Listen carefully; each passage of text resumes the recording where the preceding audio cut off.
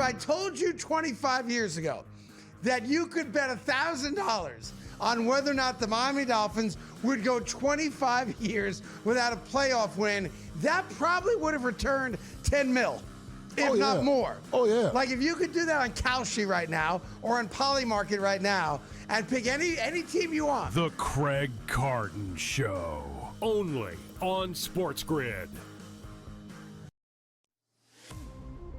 Michael Jordan retired at the age of 30 in 1993. He missed the 93-94 season. Furthermore, he came back for 17 games in 1995 when he gave up baseball. And when I mean gave up baseball, he gave up baseball on March 18th and came back to basketball March 19th, which means no ramp up, no training camp, no nothing. Pro basketball today, only on SportsGrid. You ain't buying no tickets. Who isn't? You're not going to Saying these if I'm a games. fan. Of course I'm not. There's a fan. What's wrong with you? Yeah, but if you were a fan, I thought you were a fan of the Hurricanes. You're not That guy, anymore. they told me. They I smashed told them you. to donate my tickets. Yeah, so I get it. But the fans travel. They have money, believe it or not. It's They amazing. don't. Well, Look, somebody's in this got economy, money. in this economy, But they they have money. I don't know. See what Kalshi says about the economy. SportsGrid's College Football Today. I'm just saying, if I were a good NFL head coach, if I were a hot offensive coordinator, and that coaching cycle's going to come around, and they're like, hey, do you want the Giants job? Or do you want the Michigan job? I think the Michigan job is much better. Game time decisions, only on SportsGrid.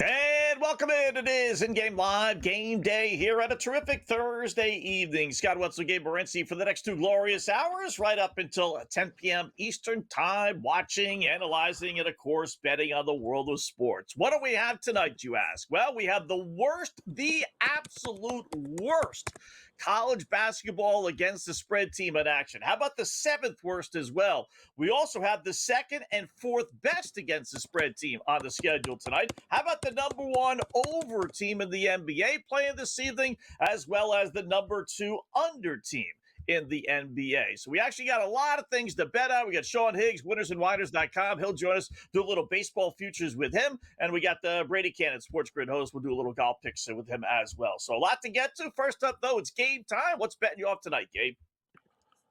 Well, Major League Baseball regular season is rapidly approaching, and a lot of talk about a potential lockout and everybody blaming the Dodgers, and the Dodgers are ruining baseball. So get ready to get even more ruined, as the Los Angeles Dodgers are still undefeated right now in spring training play. And not only that, they've outscored their opponents 51-19. 51-19. And this is a classic example, too, of which, the Dodgers, it's not fair. It's not this. Well, you know what? How about you develop some players? Dodgers aren't even playing anybody. Dodgers are playing prospects and kids, and they're winning 51-19 against everybody else. So, like Ellen Gu told Boomer Esiason and everybody, keep crying about it. I like that line. Keep crying about it. So, keep crying about it with the Dodgers. And all kidding aside, though, it goes to show just how lethal they are. Like, it's not, dude, like Mookie Betts hasn't played. Ohtani hasn't played. Ohtani's with Team Japan right now. Like, literally and figuratively, he's not even with the Dodgers. Like, so they're 50, it's just an amazing story. And on the other side of this, from a betting perspective, guys, we've told you this before, and we told you like last week this with exhibition baseball, for those of you that are going to bet on it. All right, it's kind of rare that a good team is doing this well. You basically fade whatever streak. Like, throw out, like, the Rockies are no good, or this team's going to be good. None of this matters in baseball. Like, spring training baseball is the most, like, useless whatever. Throw it out. And it's just like, ride the hot team. The team that's hot, they keep winning. You know what? You ride them. The team that's losing. And right now, the Detroit Tigers are 0-5. They haven't won a game yet, right? They haven't won a game yet. Dodgers haven't lost, right? There's a nice little 11-0 put together. The Rockies are 5-2. I bet you the Rockies continue this, right? Let's talk. We'll talk about this on Monday. Or we'll give another 4 or 5 games. So maybe the Rockies are going to be like 8-4 by then or something. Rockies are having a good camp. All right? They're winning games right now. Ride the hot hand. It's like baseball in the regular season, right? You ride the hot teams, you ride the trends, you fade the bad ones. Same thing in spring training. Throw out what you know, just ride the trends. Yeah. I want to get into the Dodger thing. I want to get your guess on what the highest line we'll see. Like Dodgers with Ohtani on the hill on a Thursday evening against Colorado at home with Colorado's 5th bet. Like, what will be the highest opening line? We'll talk about that, but it is opening pickoff time here, Gabe. I'll go first here with college basketball. These games tip off right away. Give me the under 142.5, Michigan State and Purdue. Should be a great game. Two of the best teams in the Big Ten. Heck, two of the best teams in the nation. Michigan State slid just a little bit. They are a solid under team, 16-11 under. The series 9-4 under as well. Both teams, when they play their A games, like to keep games in the 60s, maybe low 70s. But I don't think it'll get to 143. I got 68-65, something like that written all over it. So give me the under, Michigan State and Purdue. I got this game. I'm going to disagree on the total, but I'll start off with the side here with the Purdue Boilermakers. They're just Michigan State's going to have a hard time keeping up for 40 minutes here. Purdue have the second most efficient offense in all of college basketball. And surprisingly enough, Michigan State are ranked 6th in offensive efficiency. They're both good defensive-wise, but I think there'll be a pace to this game personally. Normally, I don't like laying points like this, right? Like, normally I'm an underdog better in games like this, but I think Purdue are going to roll them. I find in these midweek type of games, on the weekends and stuff, you can get these live dogs and, on the road, and they're all fired up and all that. These midweek games and stuff, I find are like ambush jobs. I find it the better team rolls. I look for Purdue to get it done. Dude, Purdue lost by 10 on their home floor to Michigan in their last the home game a couple of days ago. Like, there's going to be hell to pay here tonight. I'm laying the points with the Purdue Boilermakers, and I'll just do a 2-for-1. I'm going over here. Dude, Purdue score they get into the 80s, they get into the 90s. They've scored 78 or more in 5 of their last 6 games. I believe Purdue are going to get into their 70s, like high 70s, 80s. The question is, what does Michigan State give us tonight? But I think the game goes over. All right. My next one will be Portland NBA, laying 4 now on FanDuel, 4.5, depending on where you do your shopping. It's crazy to say, why is this line so low, since Portland is actually on the road. So the Jailblazers, I like to refer to them, are actually road favorites. But this Bulls team is just pathetic. They've lost 10 in a row. They've obviously yet to win since the All-Star break. They're 1-9 against the spread. They're 4 games back now, the last play-in situation. So they're showing no interest in wanting to be in the postseason. Portland, on the other hand, is sitting in the number 7 spot. They're holding on. They want to catch Golden State, maybe get into the number 6 spot or even higher. So they want to win, and Chicago doesn't. And I can get that team laying only 4, albeit on the road. Give me Portland laying 4.5 against the Bulls. We're going to go with Morehead State. Morehead Nice. State. Another situation here where... And we're getting points. It was 3.5. It's down to 2.5 now. And I don't really understand the point spread here. And I'll be lying to you. Like, I don't know. Maybe the point guard just got suspended and nobody knows.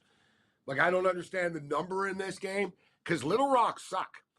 Like, literally, you got an 11-18 team who are favorites against an 18-11 team. And, oh, yeah, the Morehead State have won 6 in a row. Little Rock are 2-8, and it's outright their last 10 games. Like, they don't even win games outright. And I don't understand the number here. I really don't. So I could be walking into a trap, but give me Morehead State plus it's now 2.5. It was 3.5. All right. I'm going to go to the ice. I'm going to grab a system play here, although I do like it anyway. Give me Seattle plus 125 at St. Louis. First off, Seattle played last night. I like playing on teams that have a game under their belt versus the teams that don't. We saw it in a lot of ways, but a lot of teams last night were really, except for the late night games, they're all rugged, scattered, not great hockey play. That's why if you got one game under your belt, I think you got a huge advantage. They're off a loss against Dallas, so they had to fly to St. Louis. St. Louis finished up the first half of the season 1-8. They're going nowhere. Binghamton is not supposed to be in goal tonight. Hoffer's going to be the backup goaltender in goal for St. Louis. So don't expect, Binghamton to be in there. Give me Seattle plus the 125 to get the road win. Yeah, we're going to hit the ice here as well. Give me the Nashville Predators.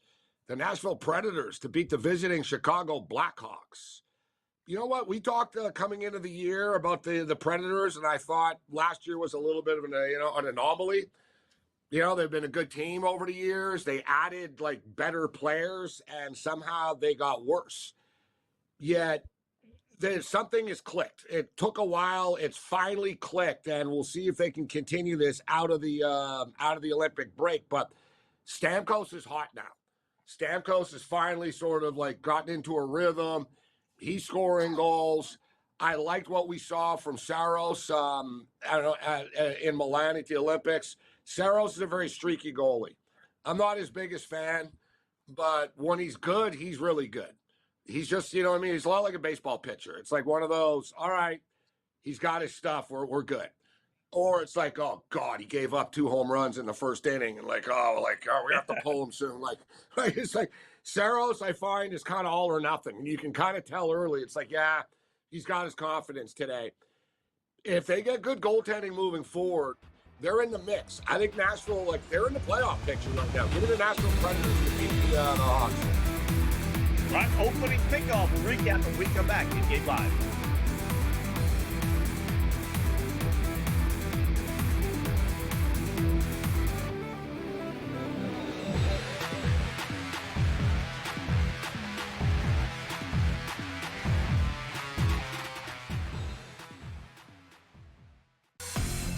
Michigan at a 57% chance right now, followed by Arizona, Duke, and Houston. Here's the interesting caveat, Joe, for Michigan, who's the favorite right now. On February the 8th at 5 a.m., they were trading at 40%. Today, 57%. People like themselves some Michigan here. Well, Donnie, exactly, because Michigan, it just vaulted themselves to number 1 in the AP poll. Prediction Markets Edge. Only on SportsGrid. How much do you think tanking is hurting the NBA right now, too, and what we're seeing, like we saw with that Jazz and Orlando game a week ago? How much do you think that's hurting the game? I can't wait until professional sports in the United States adopts a European model, especially like a Premier League model, and they start doing relegation. The day you start doing relegation, everything changes. Everything will change. Outspoken with Dan Cilio. Only on SportsGrid. I have my own account. I don't need to have any. He didn't say any of that. So I'm of the belief that if someone accuses you of something and you don't deny it, there's a reason you didn't deny it. Because you kind of feel like they got me. And yes, I'm not going to tell you I did it, but I did it. Yeah. Don't you think so? The Craig Carden Show. Only on SportsGrid. Yeah, and with the Clippers, Craig, it feels like Kawhi is on the island. We saw him ball out in the All-Star game the other day. Kawhi was very impressive, and he's had a fantastic season. I think when you look at the Clippers, if the Clippers' record was better, but he's still James Harden, you would be talking about Kawhi as an MVP candidate. He's been one of the best players in the league in terms of how he's been playing. He's been fantastic. Newswire. Only on SportsGrid.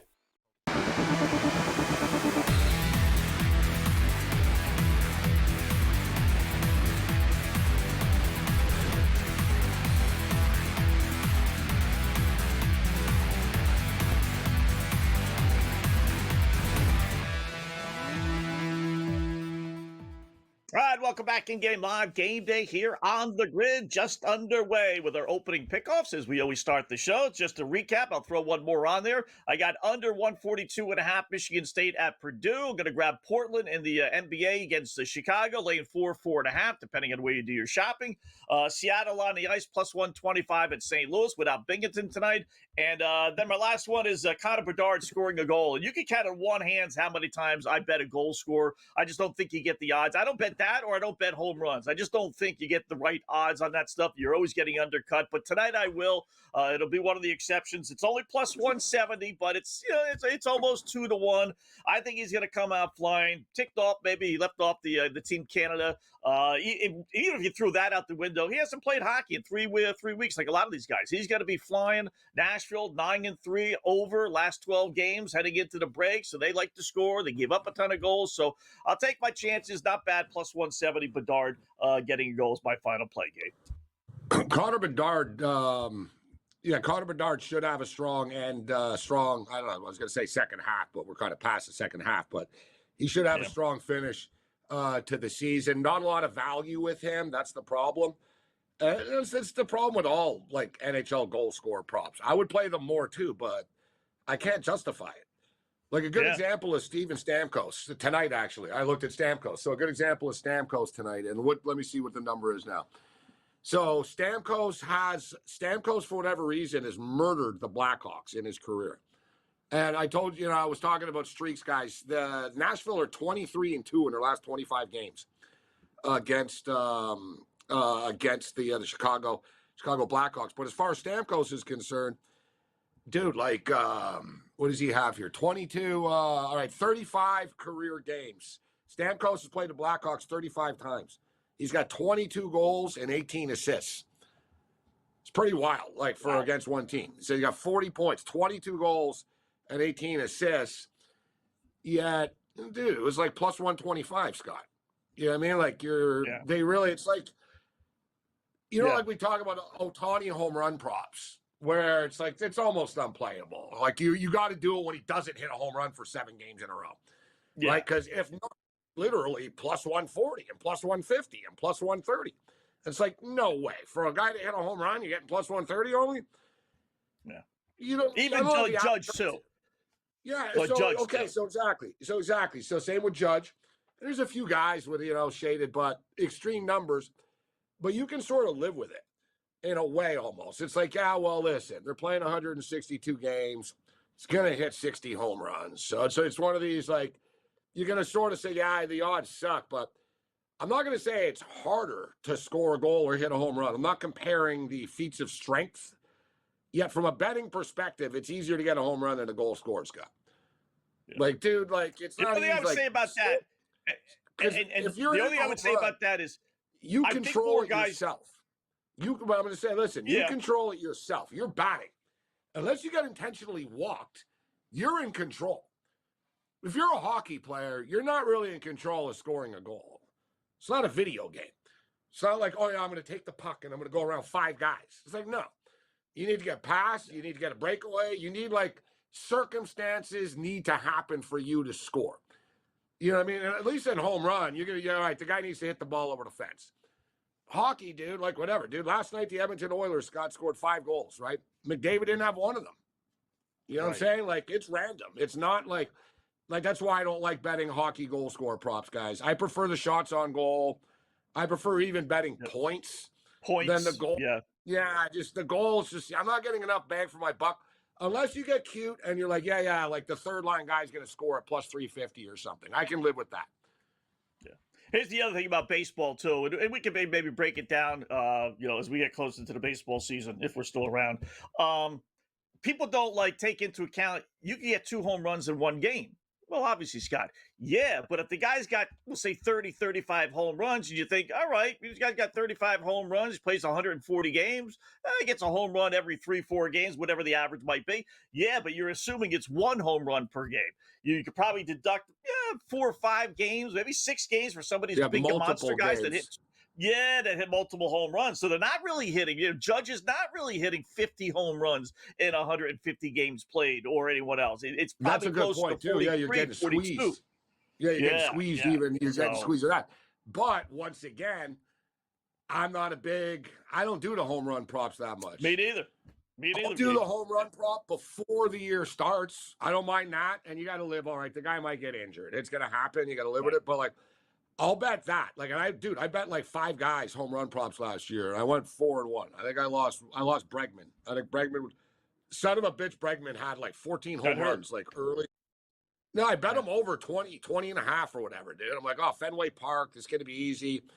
He got hurt and he got stuck like at like 19 or whatever. Like he didn't, I think Bregman was the guy. But anyways, I'll bet the total bases, right? It's like, all right, you know, I'd rather do that. Like, why would I want to bet Ohtani and have to worry about hitting a home run at plus 130 or plus 140 when I can get over 1.5 total bases at like minus 110 or minus 120? It's like, I don't even have to worry. Rip it off the wall. Give me a double. I win my bet. You know what I'm saying? 2 singles. I win my bet. Yeah. That's why I like the goal scoring, the home run. And you could argue touchdowns in the NFL too, but I find touchdowns they'll sucker you in, Scott. They'll give you a little better numbers to fool you into doing it. Yeah. I'd be curious to know, what do you think? Does a hockey guy get 2 goals or more in one game more often than the baseball player hits 2 home runs? I would say without knowing, I would say the baseball player gets 2 home runs more, right? Multi-goal games are rare in the NHL. Yeah, like a couple of, I'm not, you know what I mean? But yeah, it doesn't happen as much. Yeah, right. Like, yeah, you don't, you know, how many times you see a guy? Oh, he had 4 goals last night. He had 3 goals. Like hat tricks are rare. Yeah, but you see it all the time in baseball, right? Some guy you never even heard of. Guy had 2 home runs or 3 home runs, whatever. Like, so yeah, it's an interesting debate, but I think just the lesson, guys, from a betting perspective is the goal scoring prop bets, they really pinch you. There's no value with it. There really isn't. Yeah. It's too bad they really kind of whacked the hockey props, whether it's shot on goals now or goals themselves. It's almost like they don't want the bettors. I don't quite get that. Got the worst against the spread college basketball team tipping off. We'll let you know who that is when we come back to Game Live.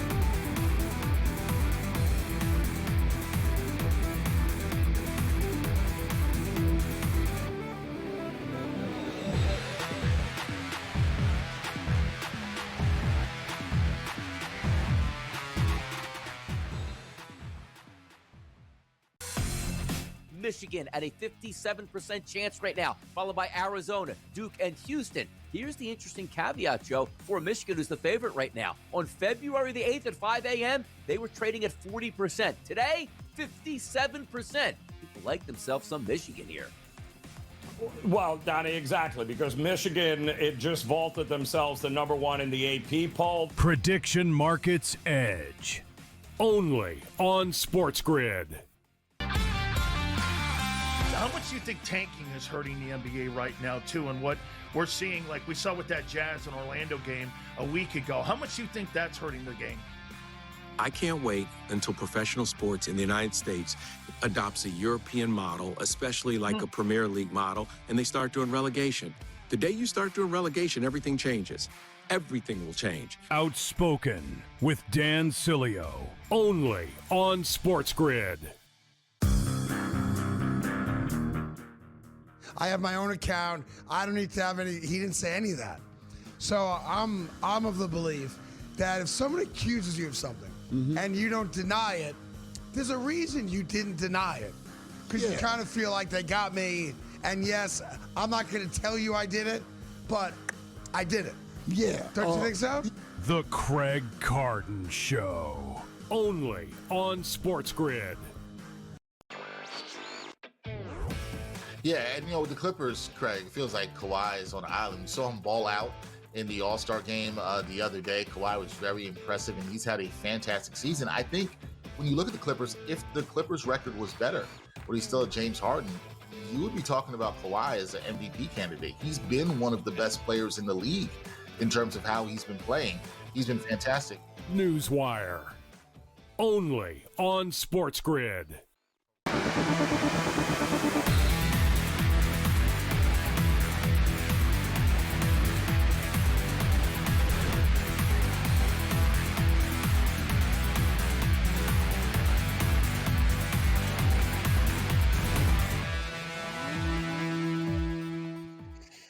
right, welcome back in Game Live. Game Day here on the grid. Got a couple of interesting college basketball teams in action tonight. If you love trends, and you know I do, we'll start with the bottom feeder. The worst team against the spread in college basketball is on the schedule. And believe it or not, it's not even Air Force. It's Kansas City. University of Missouri, Kansas City, and they're actually leading right now. They are awful as well, straight up. So it's not like they're great and just not covering. They're brutal. On the show last week, the Roos, the Kangaroos. The Roos. Yeah, I remember I laid 11 with North Dakota, I think it was. Yeah, one of them. They got South Dakota State tonight, so. Yeah, it should be noted that they were hanging around earlier in that game too, and then things fell apart. I kicked the tires on that one tonight, but yeah, they're like, and I'm not even looking at anything off the top of my head, but I'm so dialed in college basketball now. I could tell you if I was on like a trivia show, I'd be like 5-20 against the spread, Alex. I believe they're 5-20. That's what they are. I'm telling you. What is the Kansas City Roos? Yeah. How many people can tell you that? Like, how many people be like, so yeah, what's the ATS record of the University of Kansas City? People will be like, University of Kansas City? I didn't know they had a university. I didn't even know there was a Kansas City University. I got to be honest with you too, Scott. Like, didn't they kind of just appear out of nowhere? Like, yeah. It's like, oh yeah, Kansas City, the Kangaroos. No, like they just really, like, but you know what I mean? Like we know all these other teams that crept up into the big leagues. Like even Cal Baptist. Like, oh yeah, Cal Baptist. They've grown into this. Grand Canyon. Another one we know about, from day one. But like. Yeah, but you know what I mean? It seems like the University of Kansas City just sort of got dropped in, and none of us ever noticed them before. It's like, what? Kansas City? Really? Huh? All right, Kangaroos. Huh? Okay. Like, yeah, University of Kansas City, huh? No football. Like, I don't know. Like, I swear to God, like, I never heard of these guys 5 years ago. I'm not going to lie. Like, I'll put my hand, I'll be like, no, I never heard of them. Like, no. Now, I don't know, they're a D1 team, but they don't cover. they get lit up all the time. 5 and think about that. 5 and it's a lot like Air Force. As you and I have talked, it's hard to be that bad on the court and off. From I mean, it's just like Lord Gambler. Yeah, like, there's these gifts that they give you. Huh? Even tonight, though, I will say they were 12.5, 13-point home underdogs to South Dakota State. I mean, that's like who wants to lay 13 points on the road with anybody? There was a couple of other ones like that tonight in the last couple of days. So how about the other one where? Remember, so we talked a lot about the Denver Pioneers being like the top over team and all that. And wasn't their last game, but it was last week. It was one of their games we were on. I think it was last Thursday night. I said, yeah, you know what? We're going to shock everyone here. We're going under the number with Denver. And it went under. You know, Scott, it's been 4 straight unders, bro. Like 6 of their last 7 now. Yeah, like 5 and 1 or 6 and 1, something like that. They're still the number 1 over team. Believe it, they're still. Well, they had such a lead. They're still the number 1 over team. They were like 15-1. Exactly. Like, 19-7-1. Yeah, but they've had, like you said, 5 and 1, 6 and 1, whatever it is. Their last under. Their last. It's coming down now. It's 155 now and stuff. The 163s are gone. The book is like, all right, we're getting burnt now. They keep on. They're not getting to these numbers. So. Tonight, I wanted to bite over 155.5, but I just couldn't get there. The team they were playing, I was like, it's just a train wreck. And the other trendy teams in action, Portland State and Montana State. Oh, that's right. They're playing too. Yeah, they're playing too. Yeah. And there was another one that I wanted to get there, betting against Portland State tonight, but I couldn't do it. They're the fourth. They were the 4th best team on my little roster there. Portland State, 16-6-1 against the spread. They're at Montana State. Pretty nice run for them. Yeah, real good. And then we got Sam Houston, 18-6 against the spread. They're the 2nd best spread team in college basketball at Florida International. It's the Morency ATS Invitational, Scott. Top 24 ATS all these goofy teams. Yeah, those are the teams invited to my tournament. Somebody in Vegas is going to do that. And you're going to get the Sam Houstons and Portland States and the Kansas Cities and the Cal Bakersfield, whatever. So you're not going to take teams out of the NCAA tournament, obviously, right? But someone's going to do that in Vegas and just say, here's the point spread, and you got to cover the spread. Simple as that. You know what's wild, though? Miami, Ohio are 28-0, and they have the number 1 ATS record in the country right now. Yeah. You know how hard that is to do? Like to be 28-0 and to like, it's amazing because it doesn't feel like they covered. It feels like every game is close that they're in. So it's straight. They're just barely, but they've covered 76% of their games. Sam Houston, 75%. Stephen F. Austin, 74. Portland State, 72. Navy. Never talk about Navy basketball. Navy. 19-8-1 against the spread. And then my crew and Fred, I've been betting them a lot.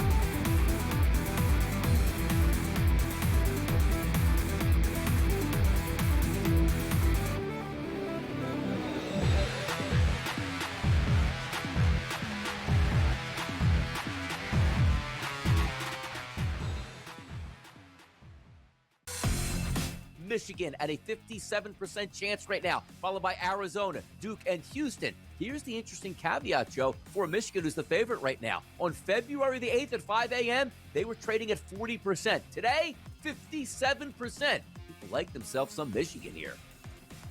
Well, Donnie, exactly, because Michigan, it just vaulted themselves to number one in the AP poll. Prediction Markets Edge. Only on SportsGrid.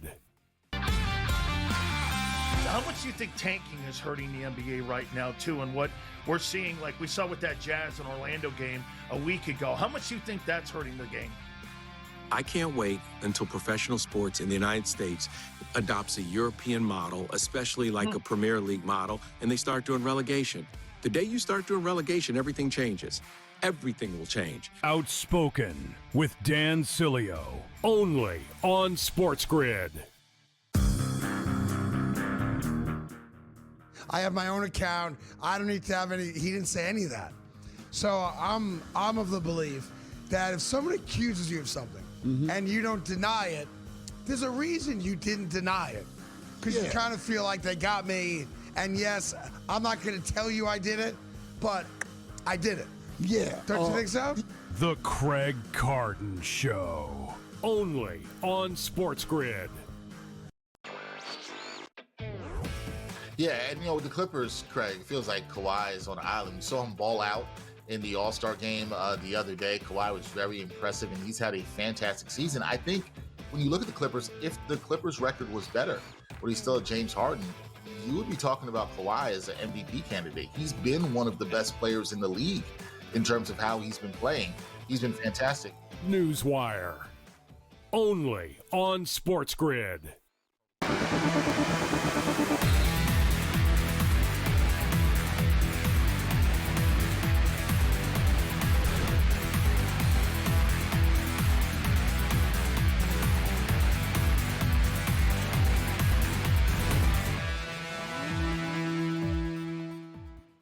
Welcome back in Game Live, Game Day on the Grid on this Thursday evening. Scott Wetzel, Gabriel Morency. Welcome at our first guest of the evening. Winnersandwhiners.com is his home. Seeing him all the time with us here on the Grid, Mr. Sean Hayes. What's going on, Sean? How are you tonight? Gentlemen, how are you? Let me tell you, I was listening to your little conversation before about hockey. It's a little tougher than baseball. Although I think hitting a baseball is probably the hardest. When you put everything together, hockey's got to be the hardest sport. Small puck, you're on skates, guys are hitting you. I think by far the hardest out of They're all. all hard. Yeah, but you know what, Higgs? Yes. It's an interesting debate, but I wasn't doing the what's physically harder to do, right? Like, I mean, I wasn't really debating. We were talking about from a betting perspective, would you bet a guy to score a goal in an NHL game or a home run in a hockey game? And my point was, at least if you're not getting intentionally walked, at least you're in control of it. Hockey, bro, you can be the best player on the ice. Doesn't mean you're going to score. Point blank. You set someone else up to score. You got stopped. Like, you don't control scoring a goal. It's not as easy as, I'm going to score a goal. It's like, no, you need to be set up for it. Like Jack Hughes, who just won the gold medal. Guys, he didn't do anything. He skated down the ice. Right. He was in the right spot, and Morency put a perfect pass to him, right? And then, boom, he shot it. And, he pulled it off, but it was a sequence that got him there. Baseball, but as far as the debate is concerned, I was buddies with Frank Robinson, one of the best baseball players ever. And people talk about how hard golf is. And he's like, golf is hard, but try hitting the baseball is moving. I am kind of the belief that hitting a baseball is the hardest thing to do. Like, you know what I'm saying? I think it is. Yeah, but like you said, it's one-on-one. It's the ball to you. You have, if you're, listen, we know guys are great hitting the ball, but still 100 miles an hour or 86 off speed. But just on the hockey perspective, and I joke about the hockey and stuff like that. You're on the skates, skating fast, small little puck controlling it, and people bumping into you without falling down. Totally different than the football. speed to play hockey is impossibly hard. Yeah. Like you said, like put it. I hate to do this, but like put it this way, like you could take all these NHL guys, they could play basketball. It wouldn't be pretty. You know what I mean? It wouldn't be pretty, but like Tyler Glasnow is good on the Dodgers. Like he can dunk, hit threes. Like, you know what I'm saying? You should see this guy play basketball. How many other players in any of these leagues, they can't skate. They wouldn't know how to tie their skates. Yeah. Like, you know what I mean? Like these guys are skating like 20 miles an hour. The puck is coming at 103 miles an hour. And oh yeah, by the way, Higgs, on top of it, you got to be a tough son of a bitch. This isn't the NBA. Like these guys lose 2 teeth and they miss 5 minutes. It's like, yeah, I'll be back in a minute. I'm gonna go spit my tooth out and I'll be back. Jack Hughes. You know what I mean? Like and they face first into the glass, the boards. Like, you know what I mean? It's just constant.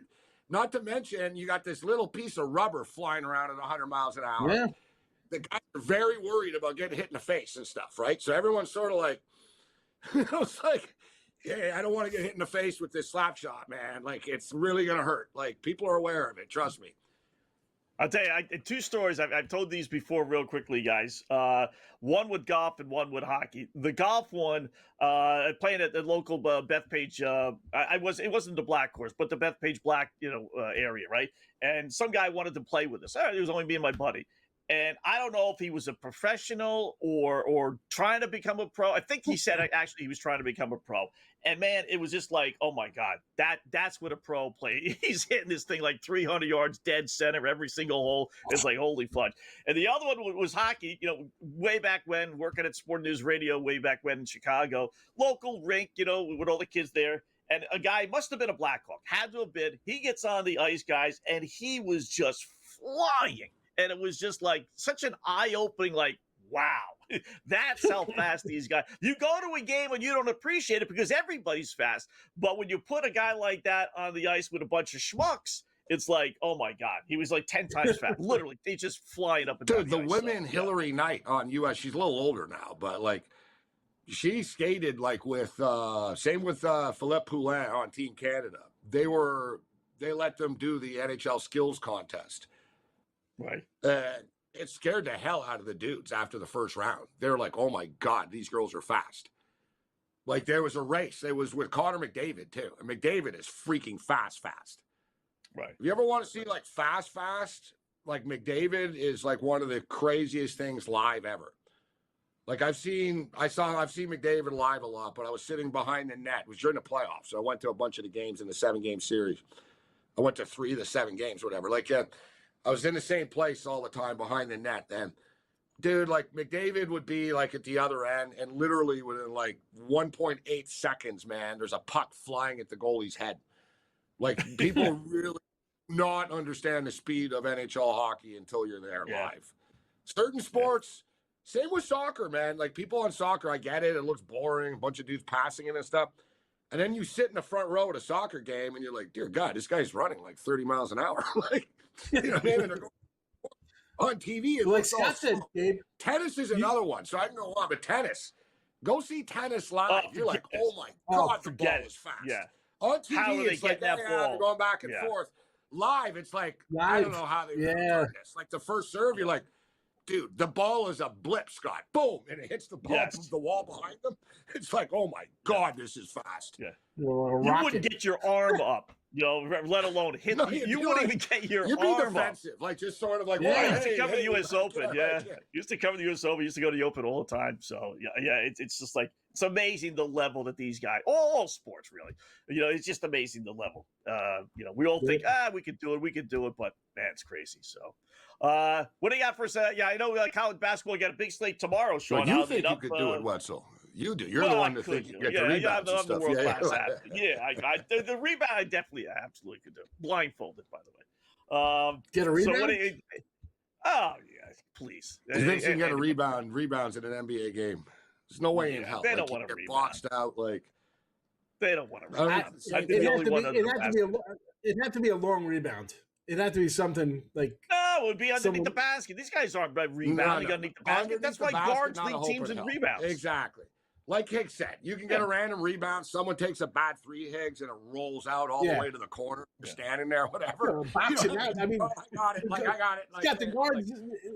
The same 91 with Isaiah Thomas, who's 6 foot. These guards are 6'6" now, 6'7". And you think No, I was just at a bad? I was just at a bad game. Even I just saw Loyola Marymount and San Francisco Dons live. You wouldn't get a rebound against those kids in the paint. Yeah, no, we'll see. Yeah. See. You bet on the Kansas City Roos tonight? You bet on the Kansas City Roos tonight, Sean? What do you got for us? Nothing tonight or tomorrow? No What are you Roos trying to action. set them up? You bet on the Kansas City Roos.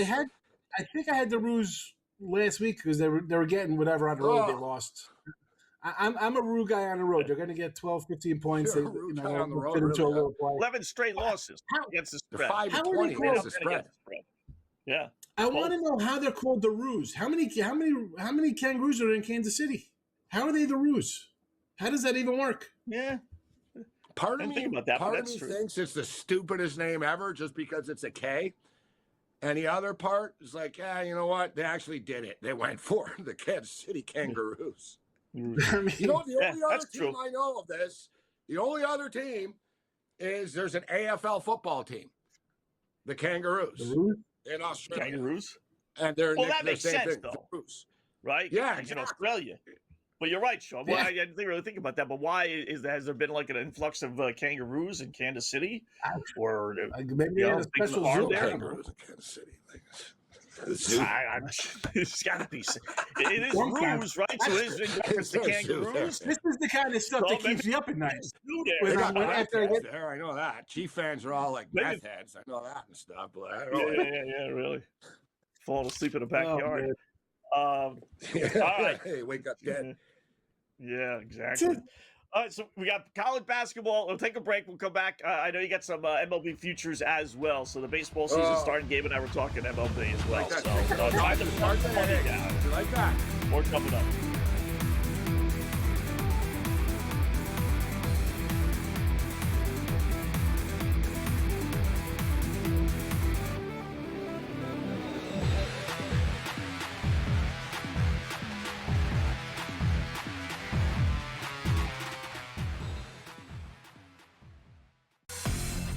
Michigan at a 57% chance right now, followed by Arizona, Duke, and Houston. Here's the interesting caveat, Joe, for Michigan, who's the favorite right now. On February the 8th at 5 a.m., they were trading at 40%. Today, 57%. People like themselves some Michigan here.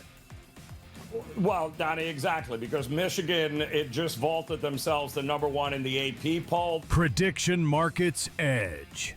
Only on SportsGrid. How much do you think tanking is hurting the NBA right now, too? And what we're seeing, like we saw with that Jazz and Orlando game a week ago, how much do you think that's hurting the game? I can't wait until professional sports in the United States adopts a European model, especially like a Premier League model, and they start doing relegation. The day you start doing relegation, everything changes. Everything will change. Outspoken with Dan Cilio. Only on SportsGrid. I have my own account. I don't need to have any. He didn't say any of that. So I'm of the belief that if someone accuses you of something and you don't deny it, there's a reason you didn't deny it. Because you kind of feel like they got me. And yes, I'm not going to tell you I did it, but I did it. Yeah. Don't you think so? The Craig Carden Show. Only on SportsGrid. Yeah, and with the Clippers, Craig, it feels like Kawhi is on an island. We saw him ball out in the All-Star game the other day. Kawhi was very impressive, and he's had a fantastic season. I think when you look at the Clippers, if the Clippers' record was better, but he's still at James Harden, you would be talking about Kawhi as an MVP candidate. He's been one of the best players in the league in terms of how he's been playing. He's been fantastic. Newswire. Only on SportsGrid.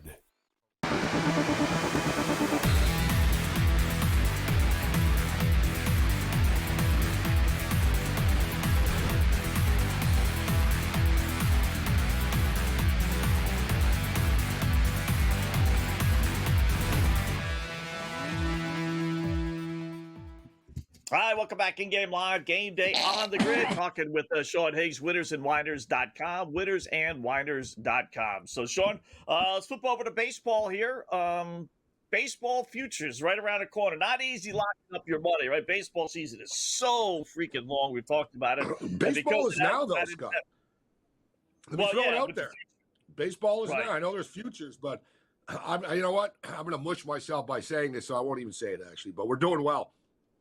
You mushed it.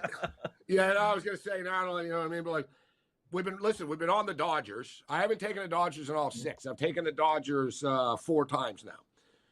So last 4 games have been on the Dodgers, sort of blindly. All right, we'll take the Dodgers. They keep winning. They're due for a loss for sure. But one thing I've noticed in spring training baseball, and it's not for everybody betting. Like I'm betting small units, and after I'm always like, oh, I should have just bet for real on it instead of just little, like, you know what I mean? Because I keep winning. But teams always blow leads in this stuff, guys. Like seriously. Like I'm watching the Jays game. Yeah, dude, the Jays are winning 7-1, then they're losing 8-7. Like today, same thing. I took the Cleveland Guardians, were losing like 6-0 or something. I took them plus 4.5. I think they lost 9-8 or something like that. Stupid at the end. Like these games, the other thing is 2 overs. Bro, they're putting in like scrub pitchers, man. Yeah. These games go on. They're either kids or whatever. Like this isn't like big leaguers, guys, like in these games, man. Right? There's A-ball kids. All right, we'll put him in here. Let's see what he's got.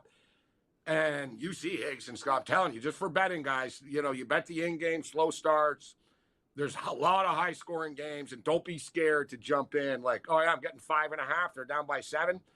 Jump in on it. A lot of these games go back and forth. They're wild. The last 7, 8 innings, last 8 and 9 are wild in these spring training games. I'm not a huge spring training guy. No, I mean, if I'm just randomly around, I'll check it out. But normally, no. I find it tough. But like Gabe said, if you stick with it, like you could find your edge with your team, right? You know who's pitching, how many innings they go. They tell you, I'm coming in to pitch an inning and work on this. The overs. I agree 100%. What do we? You got guys, 4 guys, young guys. Like the Pittsburgh Pirates are in. Like right now, they've got a couple of young phenoms and stuff. They're lighting it up. They're 5-2. They're trying. Like there is an enthusiasm. Like there's different levels to it. Like Mookie Betts hasn't even played yet. Ohtani's with Team Japan right now. Like the Dodgers is not even their team. But like the Pirates is their team. Like O'Neill Cruz is out there in center field. Like you know what I mean? They're out there. Like they're playing the Pirates. They're trying to set a culture coming into the year. They're 5-2 right now. I'm just saying, you can identify teams to bet on in the preseason.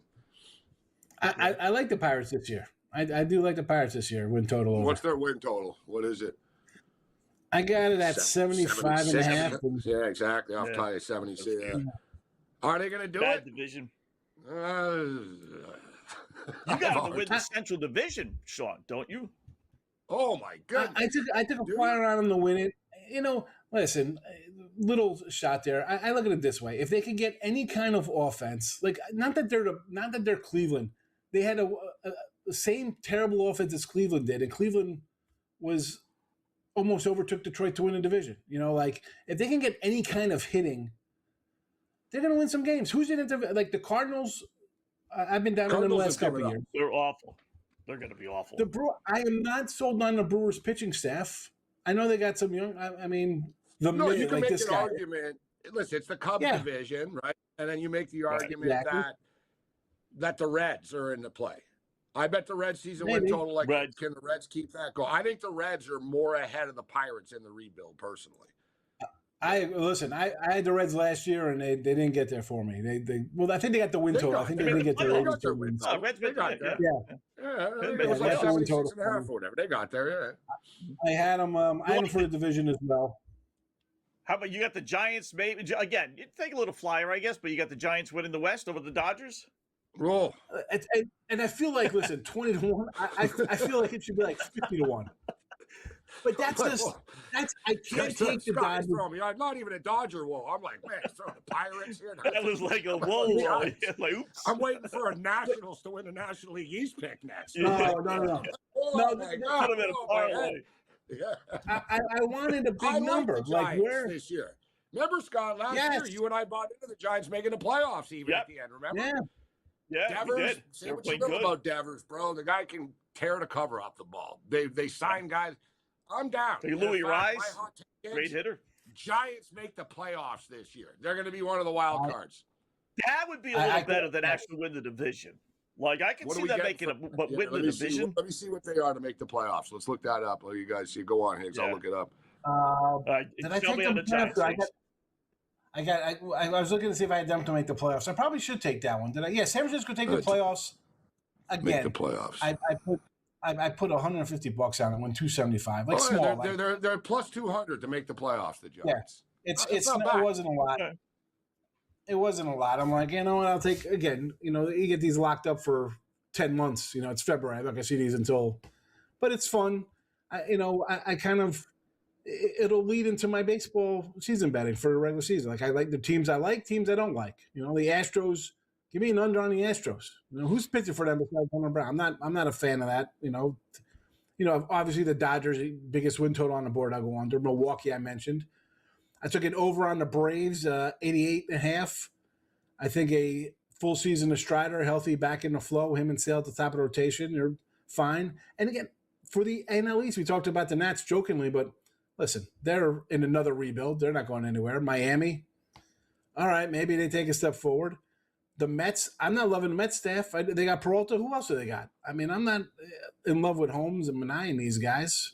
Young pitcher. We've seen plenty of young pitchers have a good half season and then come back the next year and be garbage. And then the Phillies, the Phillies are the oldest team in the league? I mean, would I be shocked if the Phillies just totally fall off the rails and they get caught with injury? I feel like the window closed on the Phillies too, a couple of years ago. They kind of, I don't know. I'm not buzzing on about them either. Can the Braves stay? Every year the Braves fall apart, you know? Yeah. They had the 1 year of the good hitting when they went to the World Series. They haven't gotten the bat since then. Sean, great job as always, man. Do appreciate it. Winnersandwhiners.com. Sean Higgs. Thanks, Sean.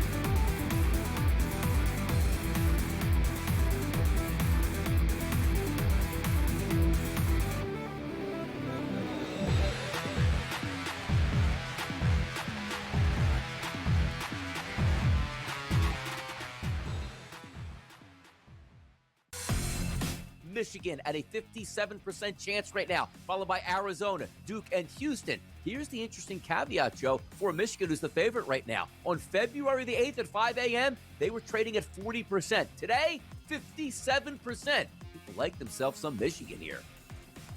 Well, Donnie, exactly, because Michigan, it just vaulted themselves to number one in the AP poll. Prediction Markets Edge. Only on SportsGrid.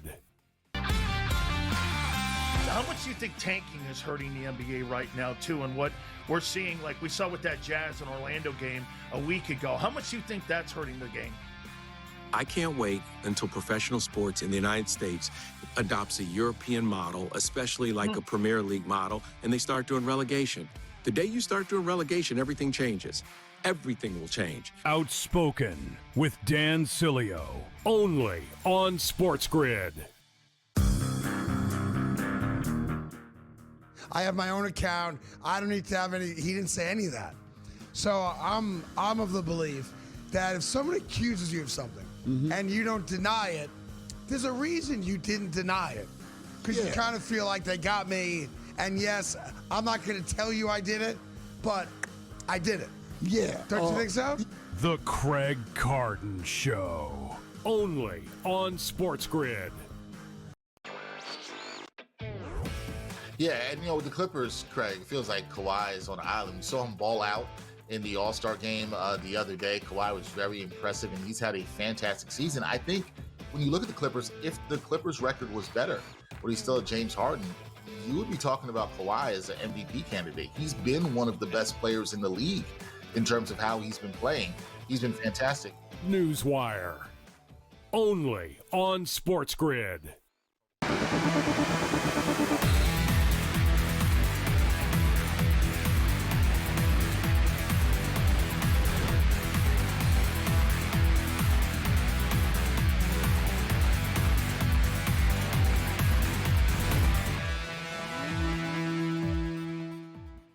Scott. Welcome back in Game Live. Game Day here on the grid. Thanks again, Sean Higgs, winnersandwhiners.com. I brought this up earlier here, Gabe.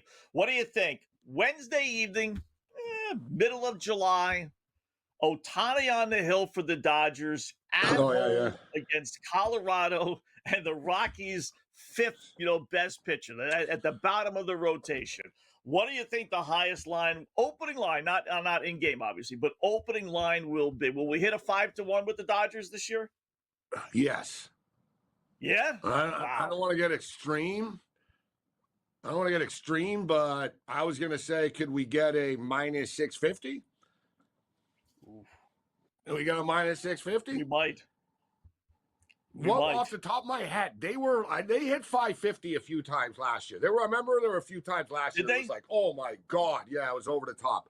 Yeah. Let me see if we can find. Let's see if we can find the highest favorite in baseball game ever. I don't remember seeing ever a 6 for a team. No, but I remember.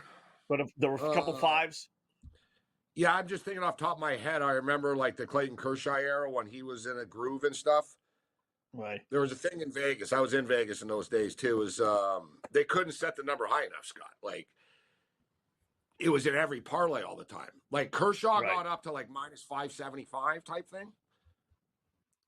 I remember Randy Johnson with the Yankees many years ago. Same thing.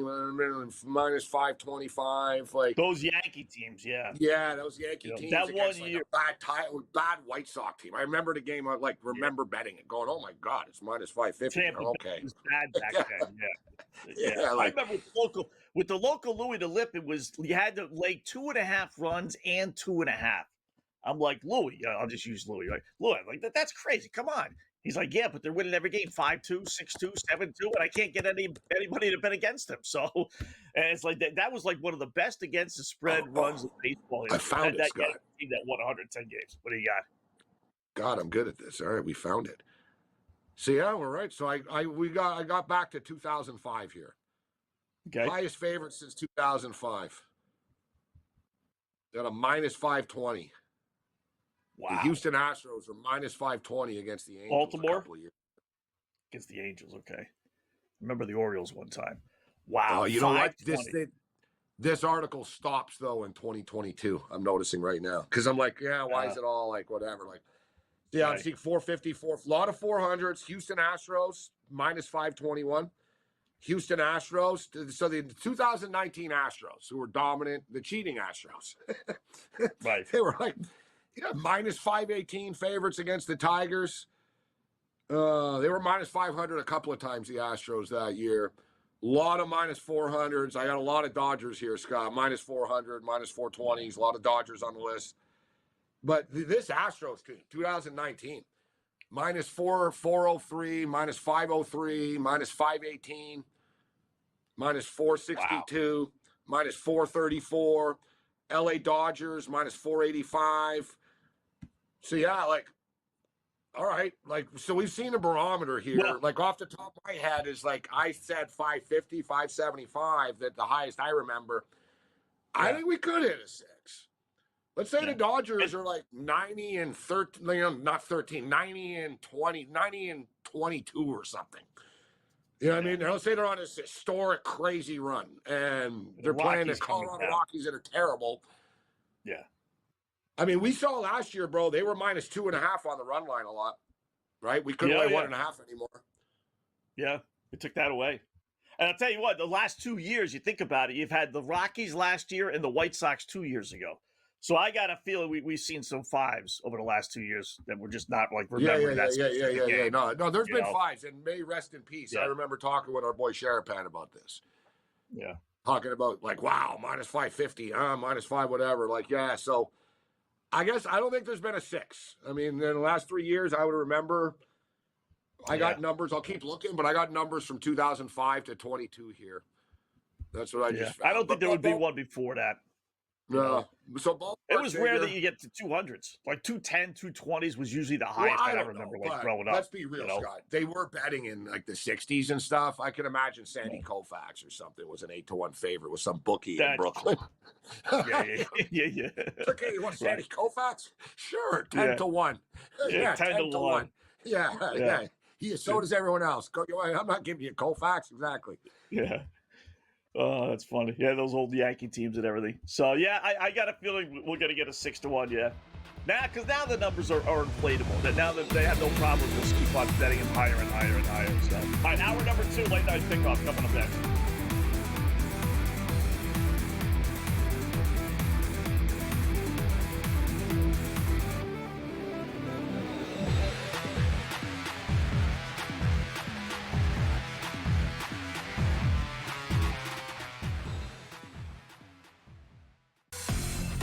Michigan at a 57% chance right now, followed by Arizona, Duke, and Houston. Here's the interesting caveat, Joe, for Michigan, who's the favorite right now. On February the 8th at 5 a.m., they were trading at 40%. Today, 57%. People like themselves some Michigan here.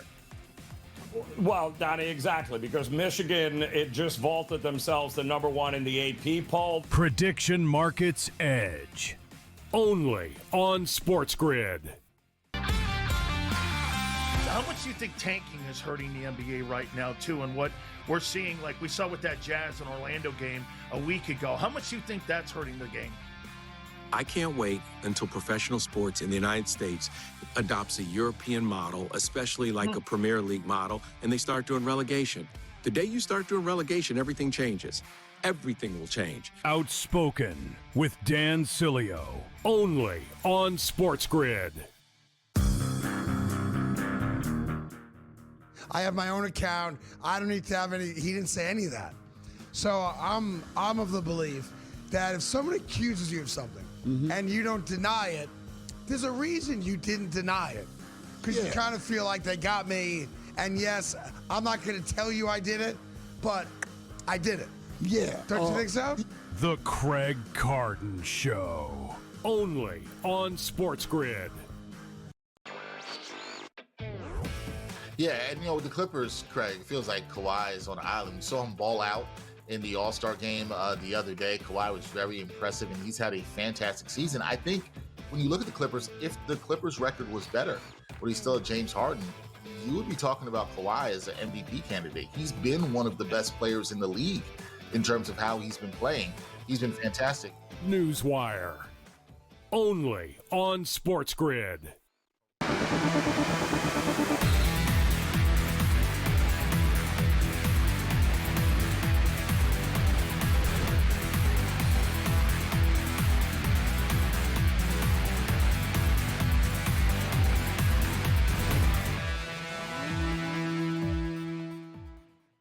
All right, welcome back in Game Live. Game Day here on the grid. Hour number 2 of our 2-hour extravaganza. We always started off, as you know, with our real fast hour, right? So little late night pickoff time.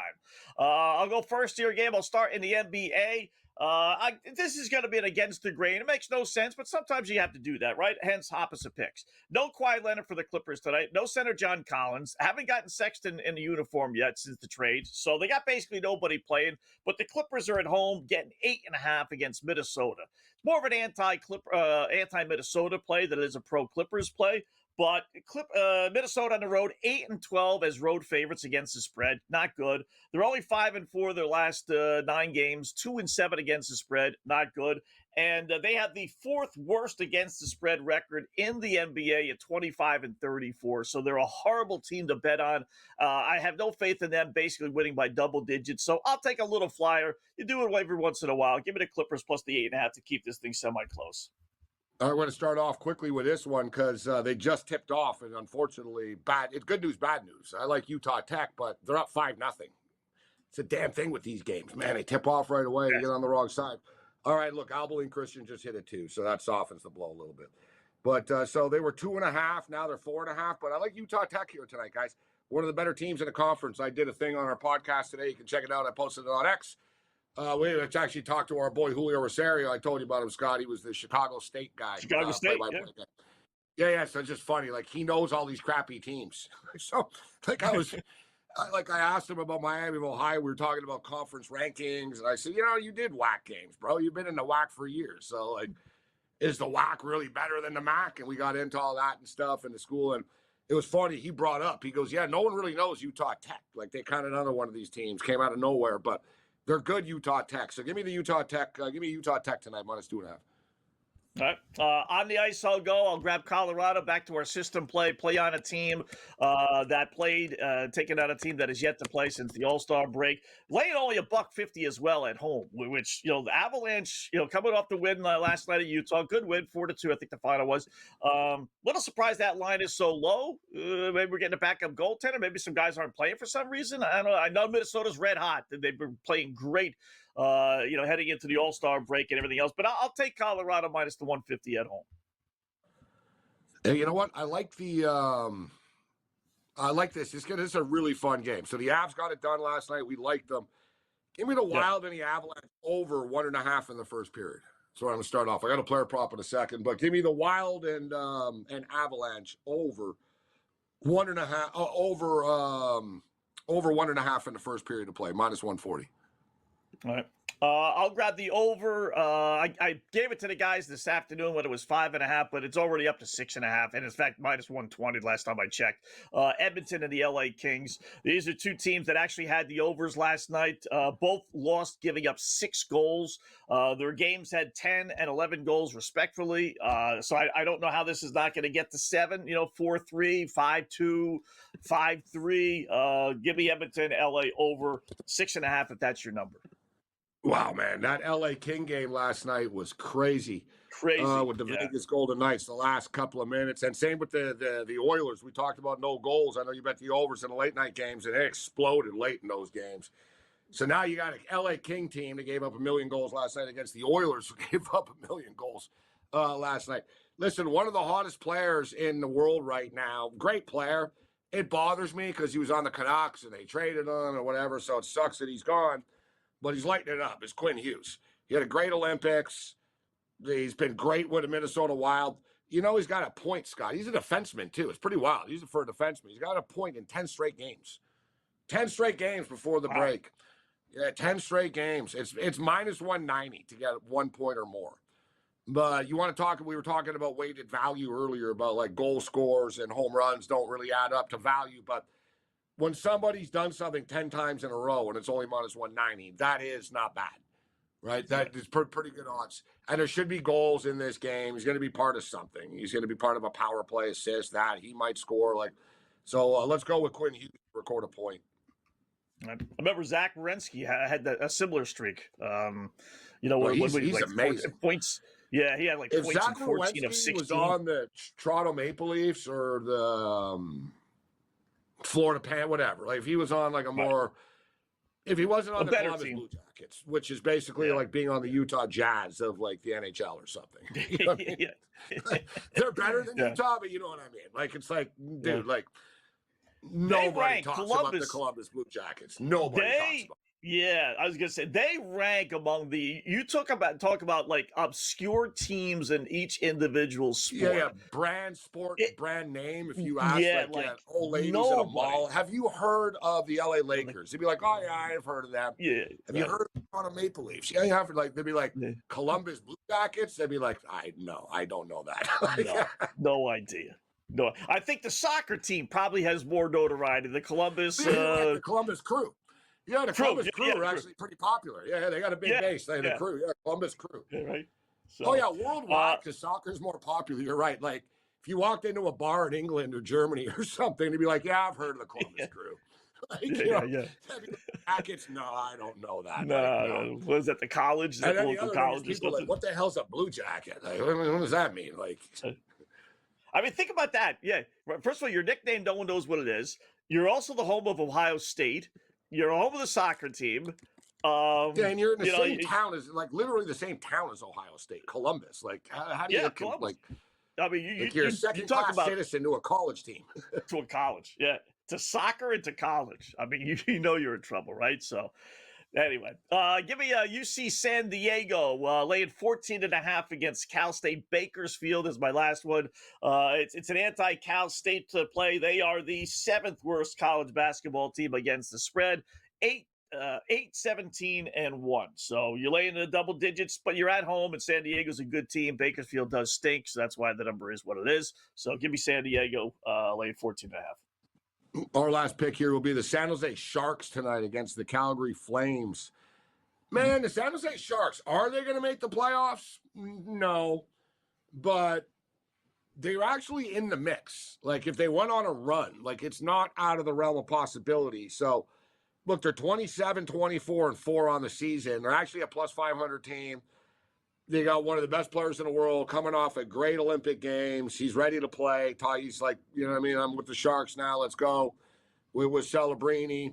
He's got nice young talent around him. And the Calgary Flames are kind of in an opposite thing. So, like, the Sharks aren't, like, tanking or anything like that. Like, the Blackhawks kind of want to play well, but now let's get a couple of more picks and keep on building this. The Sharks are like, you know what? We got Macklin Celebrini, who was just the best player on Team Canada. We're not far off. Like, what are we doing here? Let's go for this, right? So they're going to come out flying, the Sharks, I think. Like, they're playing for like, Celebrini's playing to get into the playoffs. And meanwhile, Scott, the Calgary Flames, it's fire sale time, bro. The trade deadline's coming up in a couple of days. March 6th around the corner. Everybody on the Flames is available. They're openly talking about it. Read the game previews and the quotes. They're all like, I'm just taking it one day at a time. Yeah, I'm monitoring the internet like everybody else. Yes, I hear the rumors. You know what I mean? Like, everybody. And, you know, you got guys that don't want to get traded. You got guys that do want to get traded. Oh, I'm glad to get out of here. Other guys are like, I just bought a house here. My girlfriend, I just hooked up with a girl here. Like, right? You got all kinds of different feelings for this stuff. So the Flames are not in a great headspace right now. They're going to want to get this trade deadline thing over with. And San Jose, you know, listen, the NHL, if they had to draw, there's nothing against the Seattle Kraken, but the Kraken right now hold on to the final playoff spot. You know, would they rather have Celebrini and San Jose face of the franchise and you know, face of the NHL, you know, in a couple of years, if he isn't already, for goodness sakes, right? I don't think they care too much about Seattle, but Seattle is an expansion team, right? And the natives are getting a little restless. They haven't had any success. You look at Vegas came in and won right away and stuff. So and the NBA's coming. Would be a good story for them. It wouldn't suck. Yeah, it would. It would. So, all right, more coming up. Check the scoreboard when we come back.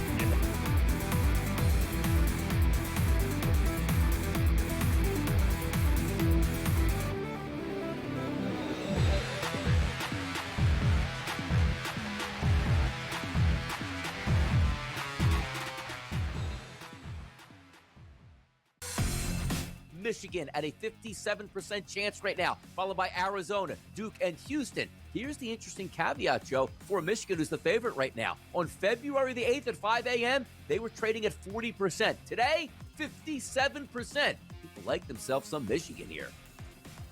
Well, Donnie, exactly, because Michigan, it just vaulted themselves to number one in the AP poll. Prediction Markets Edge. Only on SportsGrid. How much do you think tanking is hurting the NBA right now, too? And what we're seeing, like we saw with that Jazz and Orlando game a week ago, how much do you think that's hurting the game? I can't wait until professional sports in the United States adopts a European model, especially like a Premier League model, and they start doing relegation. The day you start doing relegation, everything changes. Everything will change. Outspoken with Dan Cilio. Only on SportsGrid. I have my own account. I don't need to have any. He didn't say any of that. So I'm of the belief that if someone accuses you of something and you don't deny it, there's a reason you didn't deny it. Because you kind of feel like they got me. And yes, I'm not going to tell you I did it, but I did it. Yeah. Don't you think so? The Craig Carden Show. Only on SportsGrid.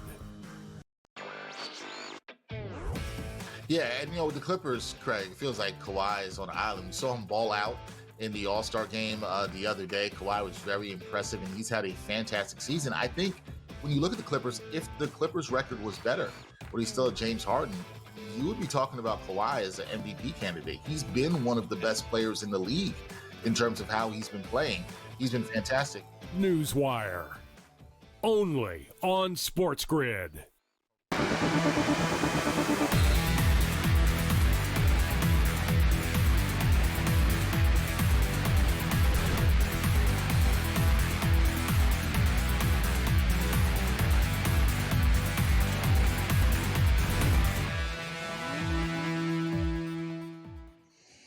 right, welcome back in Game Live. Game Day here on the grid. Hour number 2 of our 2-hour extravaganza. Let's take a look at the scoreboard here. I don't know what FanDuel's going on tonight for me, but for some reason they're not giving me all the games, and they got Purdue and Michigan State 15-16 first half, which I know is obviously not right. So Been a little jammed up. Yeah, something, right? Is it just me? So it's not just me? No? Nah, same with covers if you've noticed recently. Covers.com, it's like the 7 o'clock games right now, Scott. They don't have scores up for, so it doesn't start yet. Yeah. Stuff like that. I've noticed there's been a lot of this over the last week, and they're all reliant on like one or two services. So once the service goes down, I noticed that one because it's funny you say that because Bet365 is insane, bro. Like Bet365 has live in-game for every game all the time. And it was funny, like 10 minutes ago I looked. I'm like, it's weird. They only have like 8 games up right now. I think they lost the data for a minute type thing or whatever. You know what I'm saying? Like they're linked in, like they're ahead of the TVs and all of us. So I think it's a technical issue. Once again, SharePan would have been laughing about this.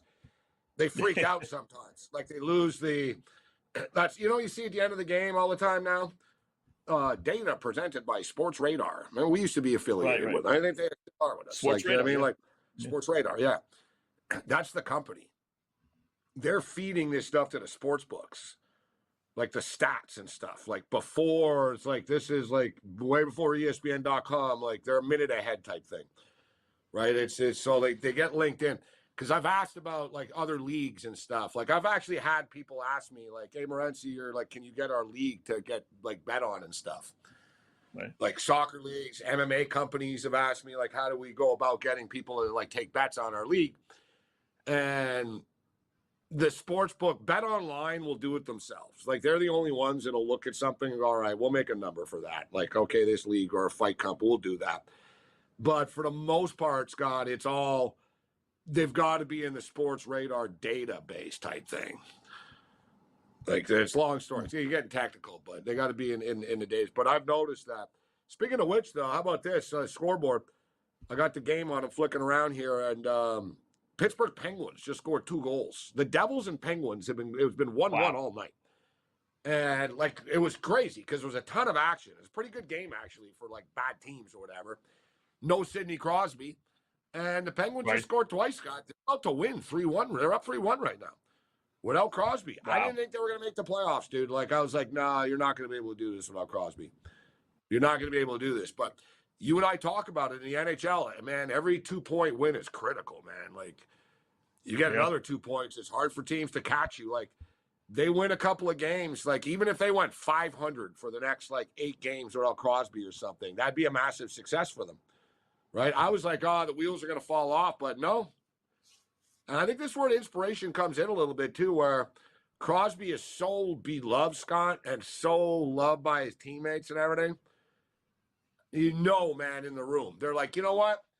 We're not going to let this season go to hell because he's not here for the next 3 weeks. We can't do this to him. Like, you know what I mean? He plays for us. We're lucky he's even here. Like, it's not all, let's leave the place looking better than it looked when he left. You know what I'm saying? Right. Not only did he, not tank, but, dude, we had a plus 500 record without you, man, and welcome back. Let's go. Right? We didn't lose the playoff spot when you were gone. Like, that's what I'm getting at. We didn't lose the playoff spot, and now you're back. Let's go. It's a gritty team, man. You got to give this Penguin team credit, Scott. Like, people thought they were going to suck, bro. They're like Washington from last year. Same thing. Same, the whole year. We expected Washington was going to come back to the pack. They're not that good. Ovechkin's, over the hill, or it's just Ovechkin, right? She retired. And the difference was, I was going to say, Washington actually had a really good offseason with little free agents and trades. Pittsburgh didn't do anything. That was the weird thing. Right. It was like Pittsburgh didn't improve. People wanted their GM's head on a platter. You're wasting Crosby. Yeah, the coach, the even Crosby's agent for the first time ever said, yeah, maybe it's a conversation that needs to be had about the future. And he goes, I don't speak for Sid. And he goes, I'm just saying maybe it's a conversation that needs to be had, right? If this isn't, if this team's going nowhere type thing. And like I said, they're battling. A lot of gutsy teams in the NHL. The Islanders are another one. Patrick Waugh and Schaefer and these guys, what they're doing, not a ton of talent, very impressive. Tell you can almost put a fork in the Devils, pardon the pun. They're done. After tonight. The They lose pitchfork tonight. up the ass. They're finished. Yeah. They only got 23 games left now. They open up second half 0-2. They're 11 points back. Yeah, Man. no fight coming back. And you see Nothing. You see the Rangers admit defeat, huh? That was kind of like I saw the Rangers players were saying, well, we know the situation, like that they're not making the playoffs. And they said, we owe our home fans a strong finish to the season. So that's just very important to pay attention to where teams' heads are at right now. But, watch the Rangers play well now. That it doesn't matter and stuff down the stretch. That happens sometimes, right? The pressure now, nobody cares. They think they're losers. Patrick Waugh back in Montreal. Canadian fan, how do they feel about it? Is that like too long ago? No big deal? Or is that still something when he comes back? No, he's a legend, like an icon. Yeah. Okay. All time, so they still love him, obviously. Then. Yeah, there was never any. You know what? He never got blamed for leaving. It's one of those weird deals. They blamed the organization for making him leave. Yeah. Like, you know what I mean? Like, remember the one game, that last game, right? When he gave up 10 goals or something goofy like that? Yeah, 9 goals. 9. Yeah, it was. They left him in. Yeah. The coach didn't like him. There was a little power thing going on, right? And it was Mario Tremblay, of all people. Oh, yeah. So, Mario Tremblay was a 5-time Cup champion, right? So Mario Tremblay was like, whatever, dude. I don't care you're Patrick Waugh. You don't want to impress me. And Mario Tremblay's a French crazy guy. Patrick Waugh's French and crazy. And they left Patrick Waugh in on Hockey Night in Canada. It was a Saturday night, bro. He gave up I think it was 11. He gave up 11 goals, whatever. It was something. He started to let goals in. And he came off the ice finally. They finally pulled him, and he came off the ice, and he looked at the team president who sat right behind the bench, and he goes, "C'est fini." He said in French, he said, "It's finished." "C'est fini." He told him it's over here. He never played again. Never played again. Yeah, amazing. And people were mad. They're like, what you leave him in for? Like, you knew he was going to get mad.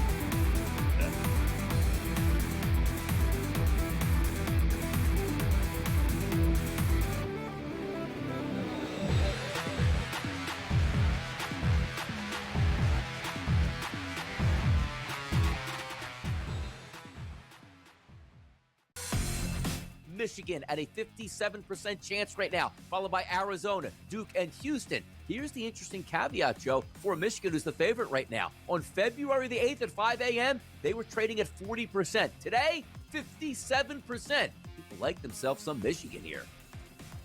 Well, Donnie, exactly, because Michigan, it just vaulted themselves to number 1 in the AP poll. Prediction Markets Edge.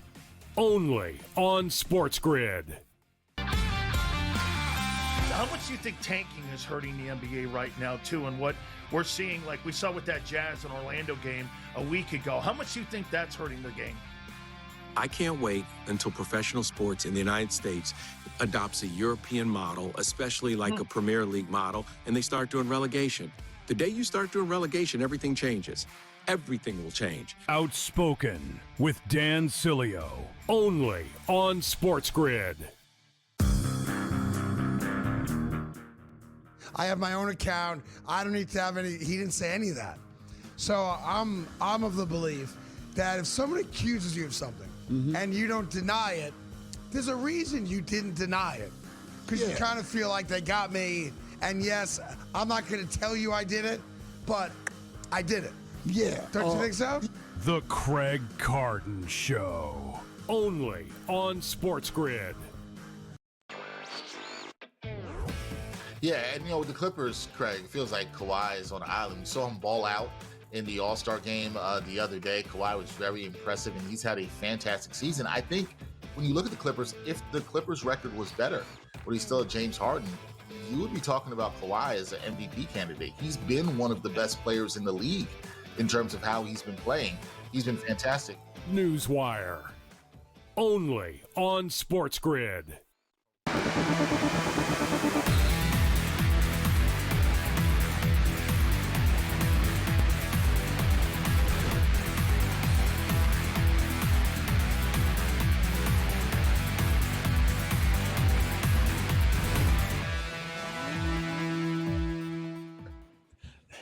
Welcome back in game live. You still have to take out a couple of zeros if it was me. And we're talking golf per hole, right? So in game live game day here on the grid. I'll tell you what, speaking of gambling here, if you bet NBA overs tonight, you know what?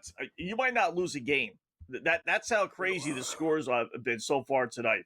76ers win over Miami, 124-117, 241 points. Pretty sure there were a couple 240s in there, but I don't think that was one of them. That went over. Hornets blew out the Pacers, 133-109. That went over. Hawks lead the Wizards just starting the fourth quarter with 182 points. Spurs, Nets have 191 just starting the fourth quarter. The bad teams go over a lot now in the NBA. Like you said, a lot now Yep. in the NBA. But they don't care, guys. Good call here on the way out. Just teams are out of the playoff mix. Like good teams, you'll get a battle. You know what I mean? Like the Spurs and Raptors last night. It went under. They were battling hard. 110, 109. It was a real game and stuff. But yeah, you get these cream puff games, Scott. Atlanta, Washington, and I mean, look at this, Pelicans in Utah, bro. The in-game total's 255.5 right now. They've only scored. We've only played 5 minutes. It's 21-20. So they got 41 points with 5 minutes left in the first quarter, and the books made it 255. And you were that talking was about 244. These are two crap ass teams, bro. No one's gonna play defense. It's like, whatever, man. You get yours, I get mine. 3-ball, let's go. We all get our 20 points. We walk away happy. Whoever happens to win wins. I scored 28 points. I scored 24 a game. I said it the other night. It's hard to judge, isn't it? Like guys like Cam Thomas, we talk about these guys. Like, you score 22 a game, but like, it's not the same. Like, it's not like, dude, it used to, in our day, man, like 22 was hard, like to score. Yeah. Like the Bulls used to win playoff games, like literally 76-72. Right? Like Jordan would have 38 points and half the points. Like it was a battle. Like it was like scoring a hockey goal. Like, you want to put the ball in the basket. Good luck, buddy. Like, go in the paint and try to do it and see what happens. You're literally going to get punched in the stomach and they won't call it. Like literally. Like I remember there was a clip. Remember Michael Jordan went in the paint once and Dennis Rodman just went up to him and punched him in the stomach in the paint. Like a football player punching a ball. And there was no call. Jordan didn't complain about it. It was just sort of like, all right, I'll get you next time. You know what I mean? Like just brutality, man. No, dude, like you and I talk about it, dude. Like this kid, that kid, every kid scoring 24 a night in the NBA now. Yeah. Kings and Mavs, 59-45, right? So that's not about a halftime score, Scott. No, there's over 4 minutes left in the second quarter still. They're going to get to 125, 135 points in the first half. Two of the worst teams in the NBA. I mean, the NBA turned me off tonight. I looked at the games and I was just like, oh, a lot of bad games. Yeah, I was like, a lot of big spreads and this and that and bad teams and teams playing their millionth game. Like, how many days in a row the Spurs going to play, Scott? Seriously. Yeah. You know what? Funny Sunday, you bring that up because I played a hunch. Thursday, like whatever. Like you're playing every night. This team, it seems. This is the third game in 4 nights. Yeah, third game, and I played a little hunch on the Nets. First time, and I don't know how many months I actually put a couple checkers hunch on the they're still down 21. What were they getting? 12, 13, 13 and a half? 13? Yeah, 12 and a half. Yeah, 12 and a half.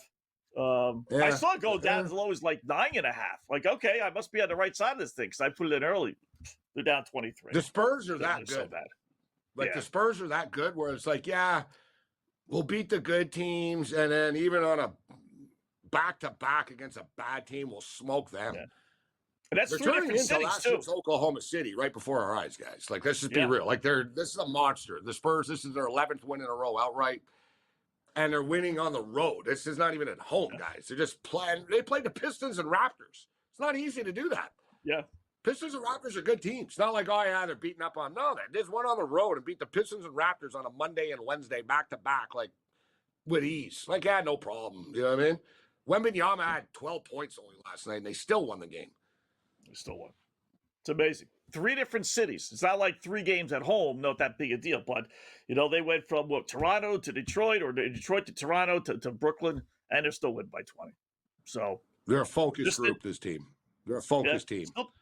10-1 still. Well, I tell you, that's not a bad number. It really isn't a bad number on them. So, and And that's up from the 9.5 it was yesterday for some goofy reason. Wouldn't shock me. It Wouldn't shock me if they won. They got there. Yeah. Houston was to play tonight as far as our little system. Orlando, nice little 3-1 West Coast trip. Beat the Lakers last game. They're back at home. Yeah, end of 3. Houston by 1. 51-80 though. It's a toss-up game. Yeah.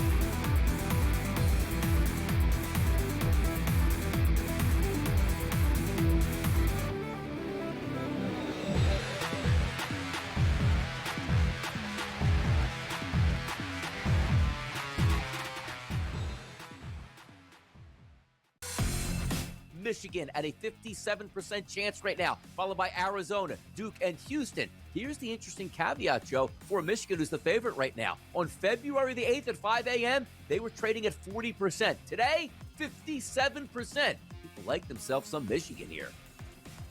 Well, Donnie, exactly, because Michigan, it just vaulted themselves to number 1 in the AP poll. Prediction Markets Edge. Only on SportsGrid. How much do you think tanking is hurting the NBA right now, too? And what we're seeing, like we saw with that Jazz and Orlando game a week ago, how much do you think that's hurting the game? I can't wait until professional sports in the United States adopts a European model, especially like a Premier League model, and they start doing relegation. The day you start doing relegation, everything changes. Everything will change. Outspoken with Dan Cilio. Only on SportsGrid.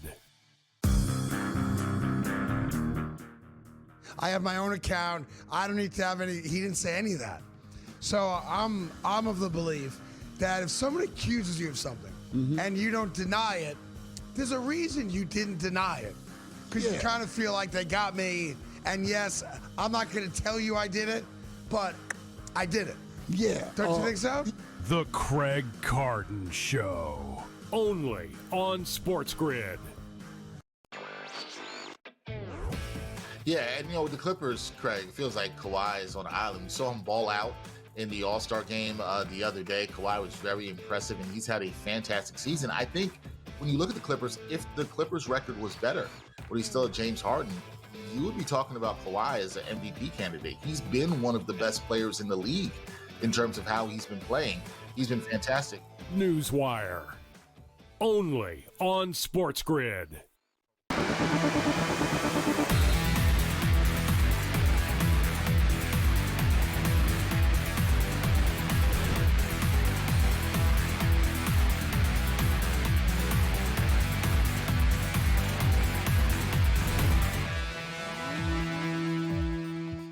All right, welcome back in Game Live. Game Day here on the grid. Scott and Gabe checking out all the action, including a little golf. We had the first round of the Cognizant Classic this afternoon. And, I was going to ask these guys, the odds on leaders are so out of whack to the odds of winning the championship. And this is an example of why, because as we welcome in Brady Cannon, who the fudge Brady is Austin Smothers?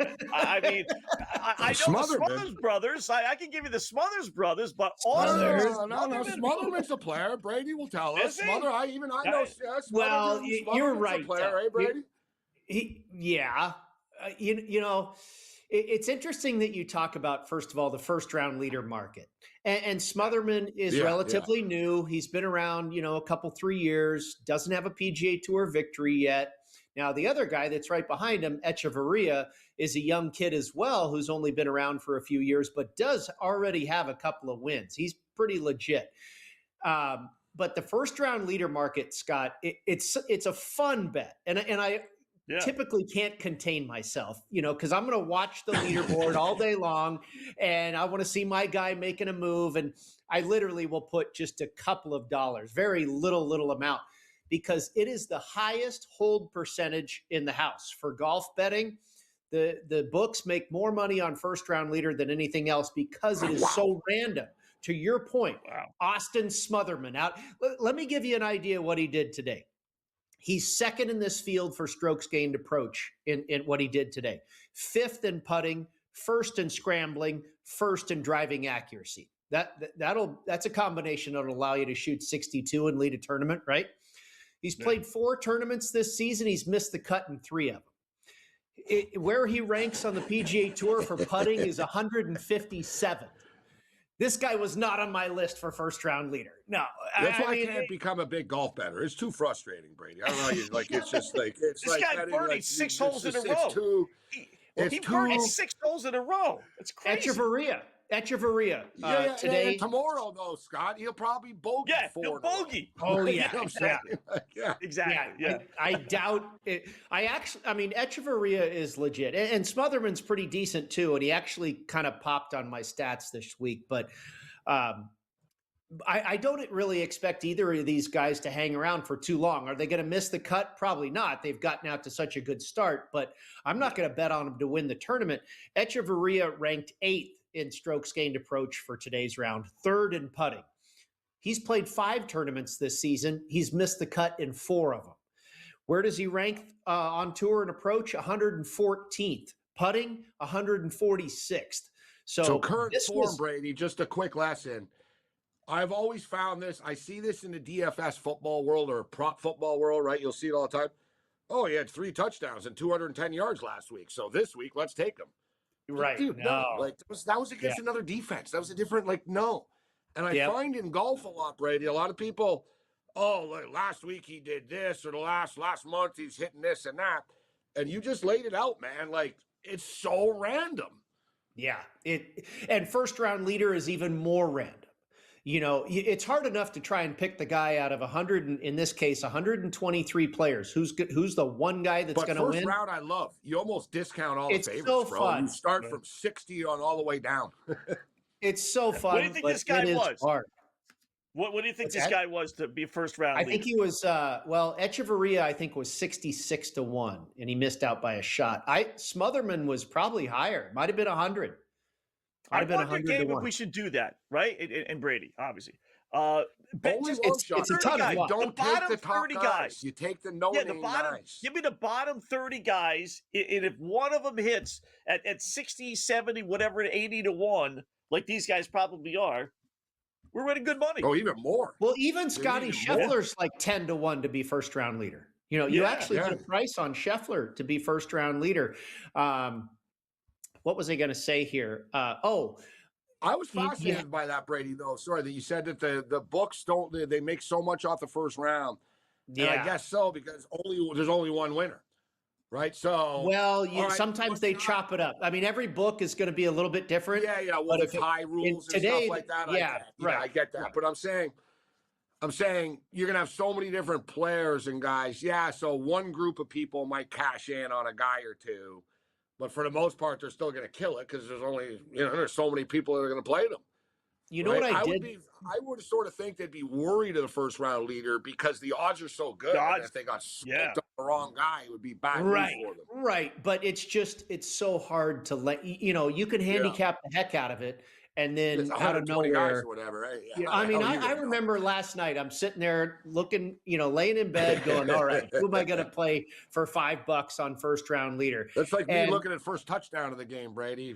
I'm like talking my head. I'm like, all right. Kevin Streelman pops up. I'm like, Streelman, old veteran guy, hits really straight, hits a lot of greens in regulation. So I look up his stats. He's god awful. I wake up this morning, I look at the leaderboard. Who's in the lead? Kevin Streelman. I'm like, God. I tell you, William Hill, though, I'm not sure if Caesars has this, but, William Hill, Caesars, I don't know if that's the same thing anymore. But I really liked what they have. You can play first round leader or first round top 5 or first round top 10. I did all these guys. I did 5 guys for top 5. I came close on one guy that would have covered all my money. But you could have more guys than one win finishing top if you play top 5, right? You could cash. Yeah. So I really like that market. And now, let's say a guy was 35-1 to be first round leader. For top 5, he was maybe half that or 20-1, still not a bad number. I kind of like that market. I think I'm going to dive into that market and lose some more money in the future. Here's just a quick market I'm looking at here. Leader after the second round, which is a wild one too, Brady. We don't really talk about this. I don't see that live. Yeah, so thanks, Scott. All right. I don't know who's going to win the tournament. Don't bet on Smotherman or Echeverria.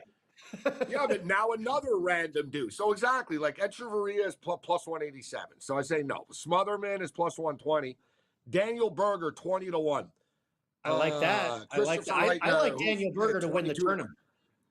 I did bet on Berger. And dude, doesn't even to win. Can he be leading after tomorrow? Like Kevin Roy is 33-1 to be leading after the second round. Taylor Moore is 35-1. Keith Mitchell 45.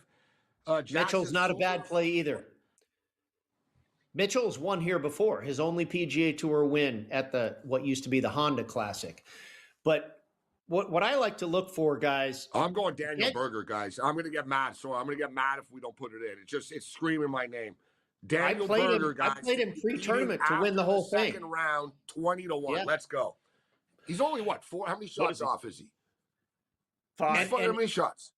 And everything he did today was really solid. Off, yeah. 26th on approach, 27th in putting, 14th in scrambling. Nothing and you too got crazy. Him to win before you said too. All right, I did. I bet him to win it all at 40, but he's doing fine. I hate when you have something that's so extreme, like Smotherman and Echeverria did, or so bad when you shoot 8 over. But I like the guys that are just playing nice, steady golf. And then, hopefully they make a charge on Saturday or Sunday and you get lucky. But Berger is a guy, Aaron Rye at 25-1 to win the golf tournament, played very steadily today. And here's a couple of guys, if you really want to, look at a finish position or something, maybe to finish top 10 or top 20, Nikolai Højgaard and Shane Lowry. These were a couple of the favorites. Lowry was the favorite of the tournament coming in. Both of these guys played beautiful golf from tee to green today. Højgaard was 3rd, strokes gained tee to green. Lowry was 1st on strokes gained approach, 6th from tee to green. Neither one of them could make a putt to save their life. So if their putting gets better just a little bit, these guys are going to be in the mix. I would expect that worm to turn.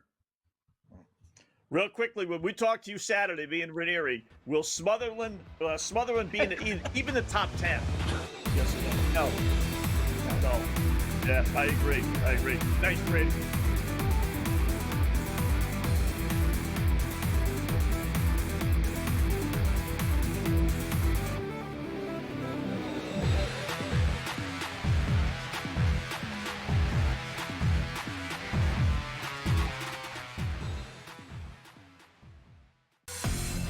Michigan at a 57% chance right now, followed by Arizona, Duke, and Houston. Here's the interesting caveat, Joe, for Michigan, who's the favorite right now. On February the 8th at 5 a.m., they were trading at 40%. Today, 57%. People like themselves some Michigan here. Well, Donnie, exactly, because Michigan, it just vaulted themselves to number 1 in the AP poll. Prediction Markets Edge. Only on SportsGrid. How much do you think tanking is hurting the NBA right now, too? And what we're seeing, like we saw with that Jazz and Orlando game a week ago, how much do you think that's hurting the game? I can't wait until professional sports in the United States adopts a European model, especially like a Premier League model, and they start doing relegation. The day you start doing relegation, everything changes. Everything will change. Outspoken with Dan Cilio. Only on SportsGrid. I have my own account. I don't need to have any. He didn't say any of that. So I'm of the belief that if someone accuses you of something and you don't deny it, there's a reason you didn't deny it. Because you kind of feel like they got me. And yes, I'm not going to tell you I did it, but I did it. Yeah. Don't you think so? The Craig Carden Show. Only on SportsGrid. Yeah, and with the Clippers, Craig, it feels like Kawhi is on an island. We saw him ball out in the All-Star game the other day. Kawhi was very impressive, and he's had a fantastic season. I think when you look at the Clippers, if the Clippers' record was better, but he's still James Harden, you would be talking about Kawhi as an MVP candidate. He's been one of the best players in the league in terms of how he's been playing. He's been fantastic. Newswire. Only on SportsGrid.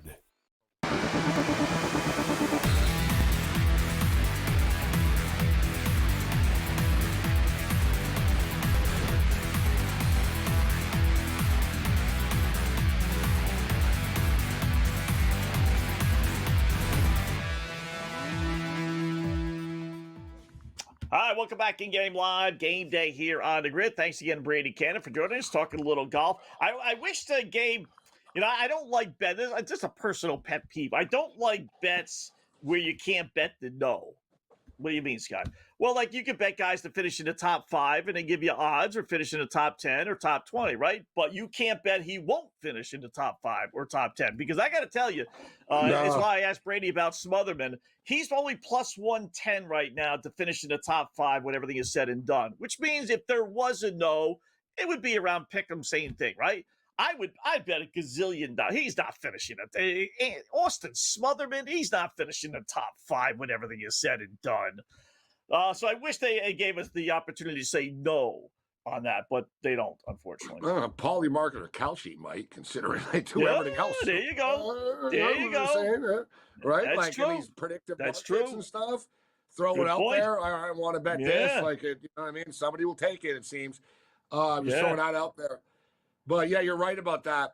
They don't want to get hedged, right? They'd get nailed. So imagine some dude like nailed like Smotherman, first round leader. Now he's going to hit them with this next side on the other side.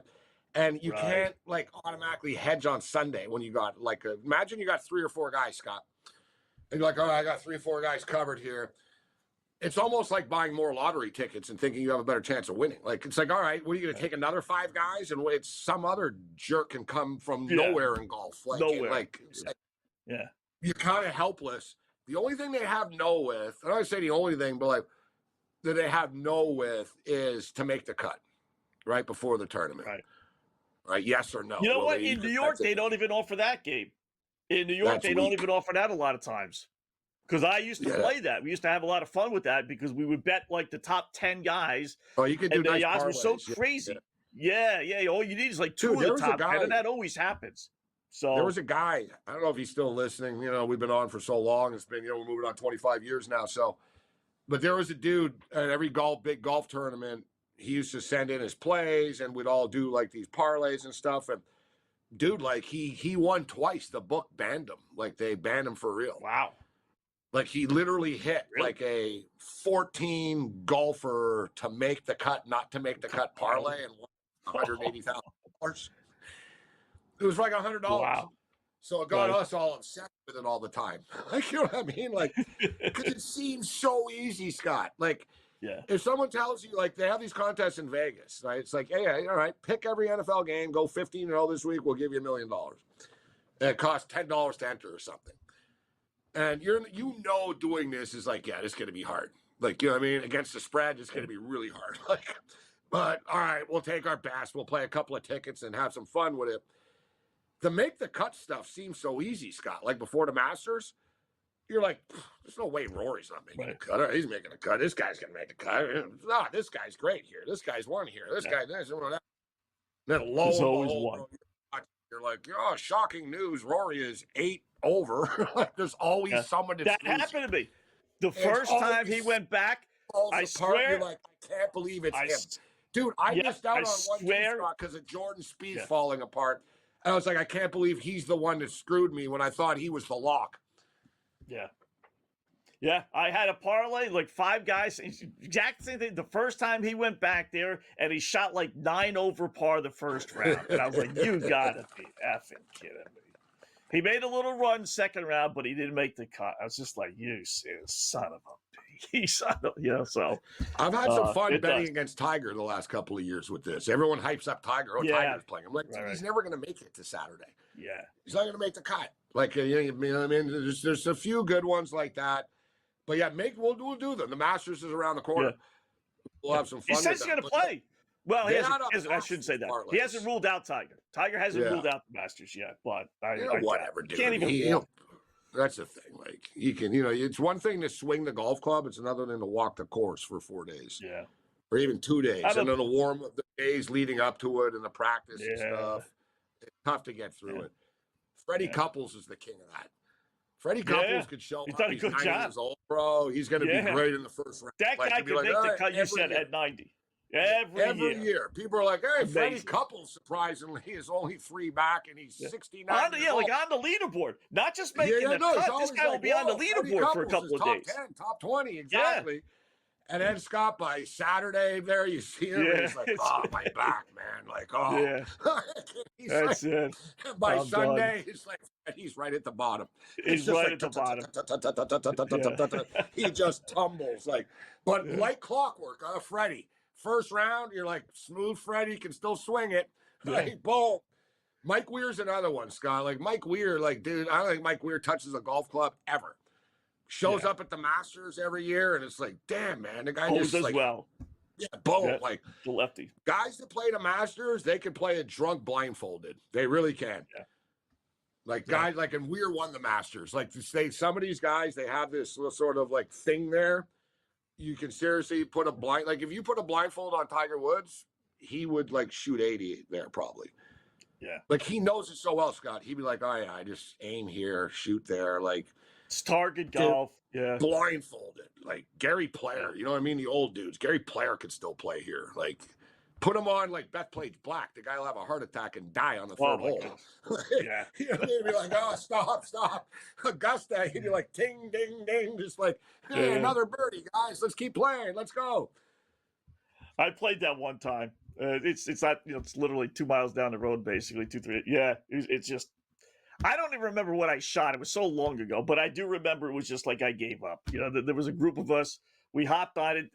There's a road. So the first 2 or 3 holes were on one side of the road, and then the other holes were all on the other side of the road. So you actually could cheat the system and just hop on, for the back 16 or so, 15. So we did that one time, and it was just oh my God, how do these guys? You're hitting blind hills. You can't see where the holes are. It was just it's not even fun. I played. Yeah, it wasn't. That's why we didn't finish. Yeah. Yeah, you get frustrated. I once put literally 7 balls in a row in a waterway once. I could not clear the water. Yeah. I ran out of golf balls. I shot 123. I think I shot 123 on a PGA course, but I quit at the 15th or 16th hole. I couldn't take it anymore. I was enough. I was I'm done. It's over. It's done. All right, final picks coming up next.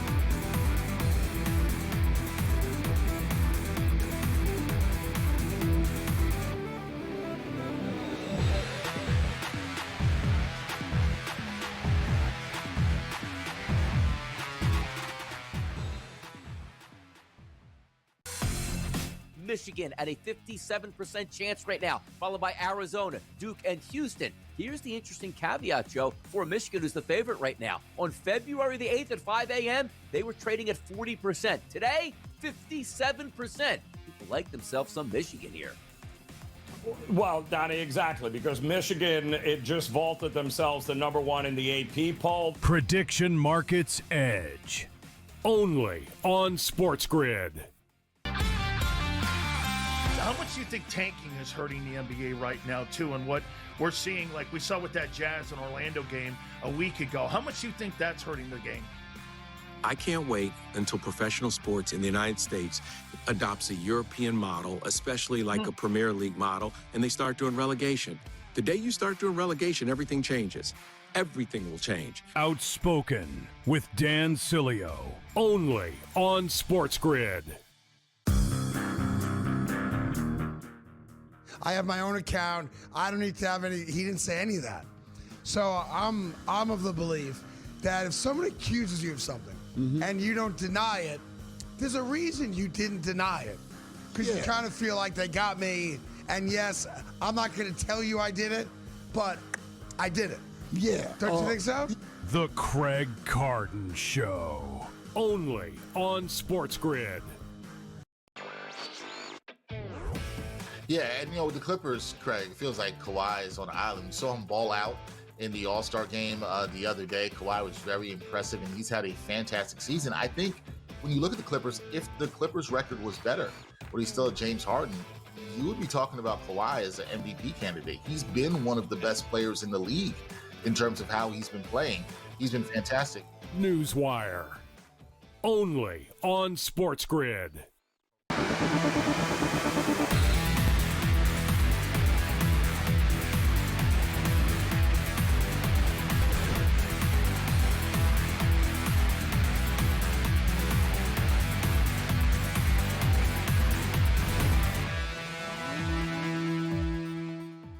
All right, welcome back in Game Live. Game Day here on the grid. Wrapping up shop. Kind of a weird night tonight, folks. We've done a lot of talking and not so much lines because it's not like FanDuel, for me, has got the Ranger Philadelphia Flyers game still in the first period. Like all these lines are all off. They're just so. Big update, though, here.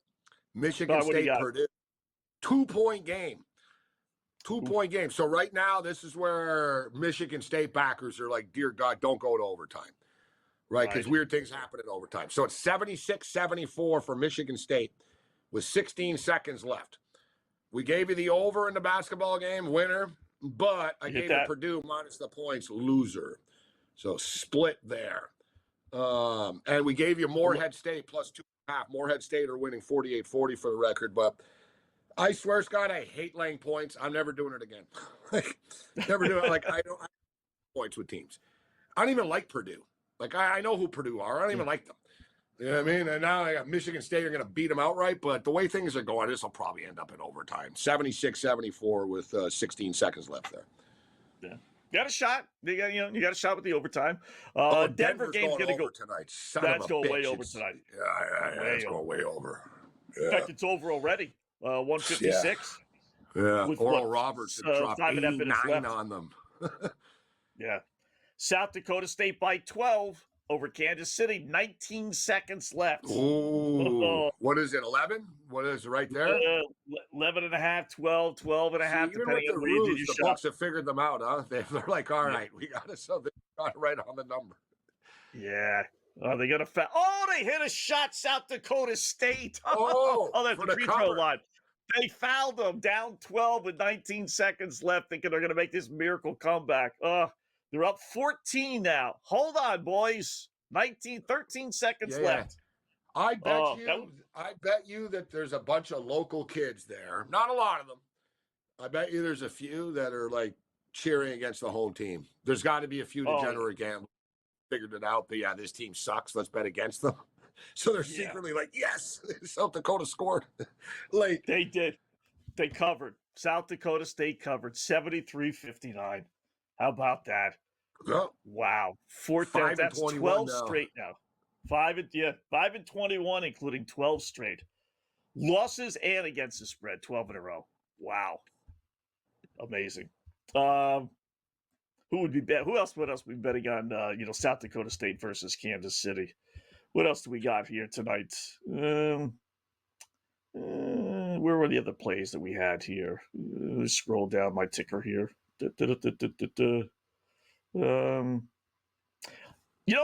Listen, my daughter goes to school there, so I know them a little bit better than most, obviously. But New Haven is a monster under team. They went under again tonight. They're like the third or fourth best under team in the nation, losing to Wagner 65-62. Next time they play, they always post the numbers like 130s. Every once in a while they'll even give you a 140, which is crazy. But they don't. They just crawl the ball up the court. And they play good defense. Speaking of unders, I'm surprised by this because I like the first period over 1.5. Minnesota Wild and the Colorado Avalanche scoreless after the first period of play. Another low float night tonight in the NHL. Rangers up 2-1 on the Flyers.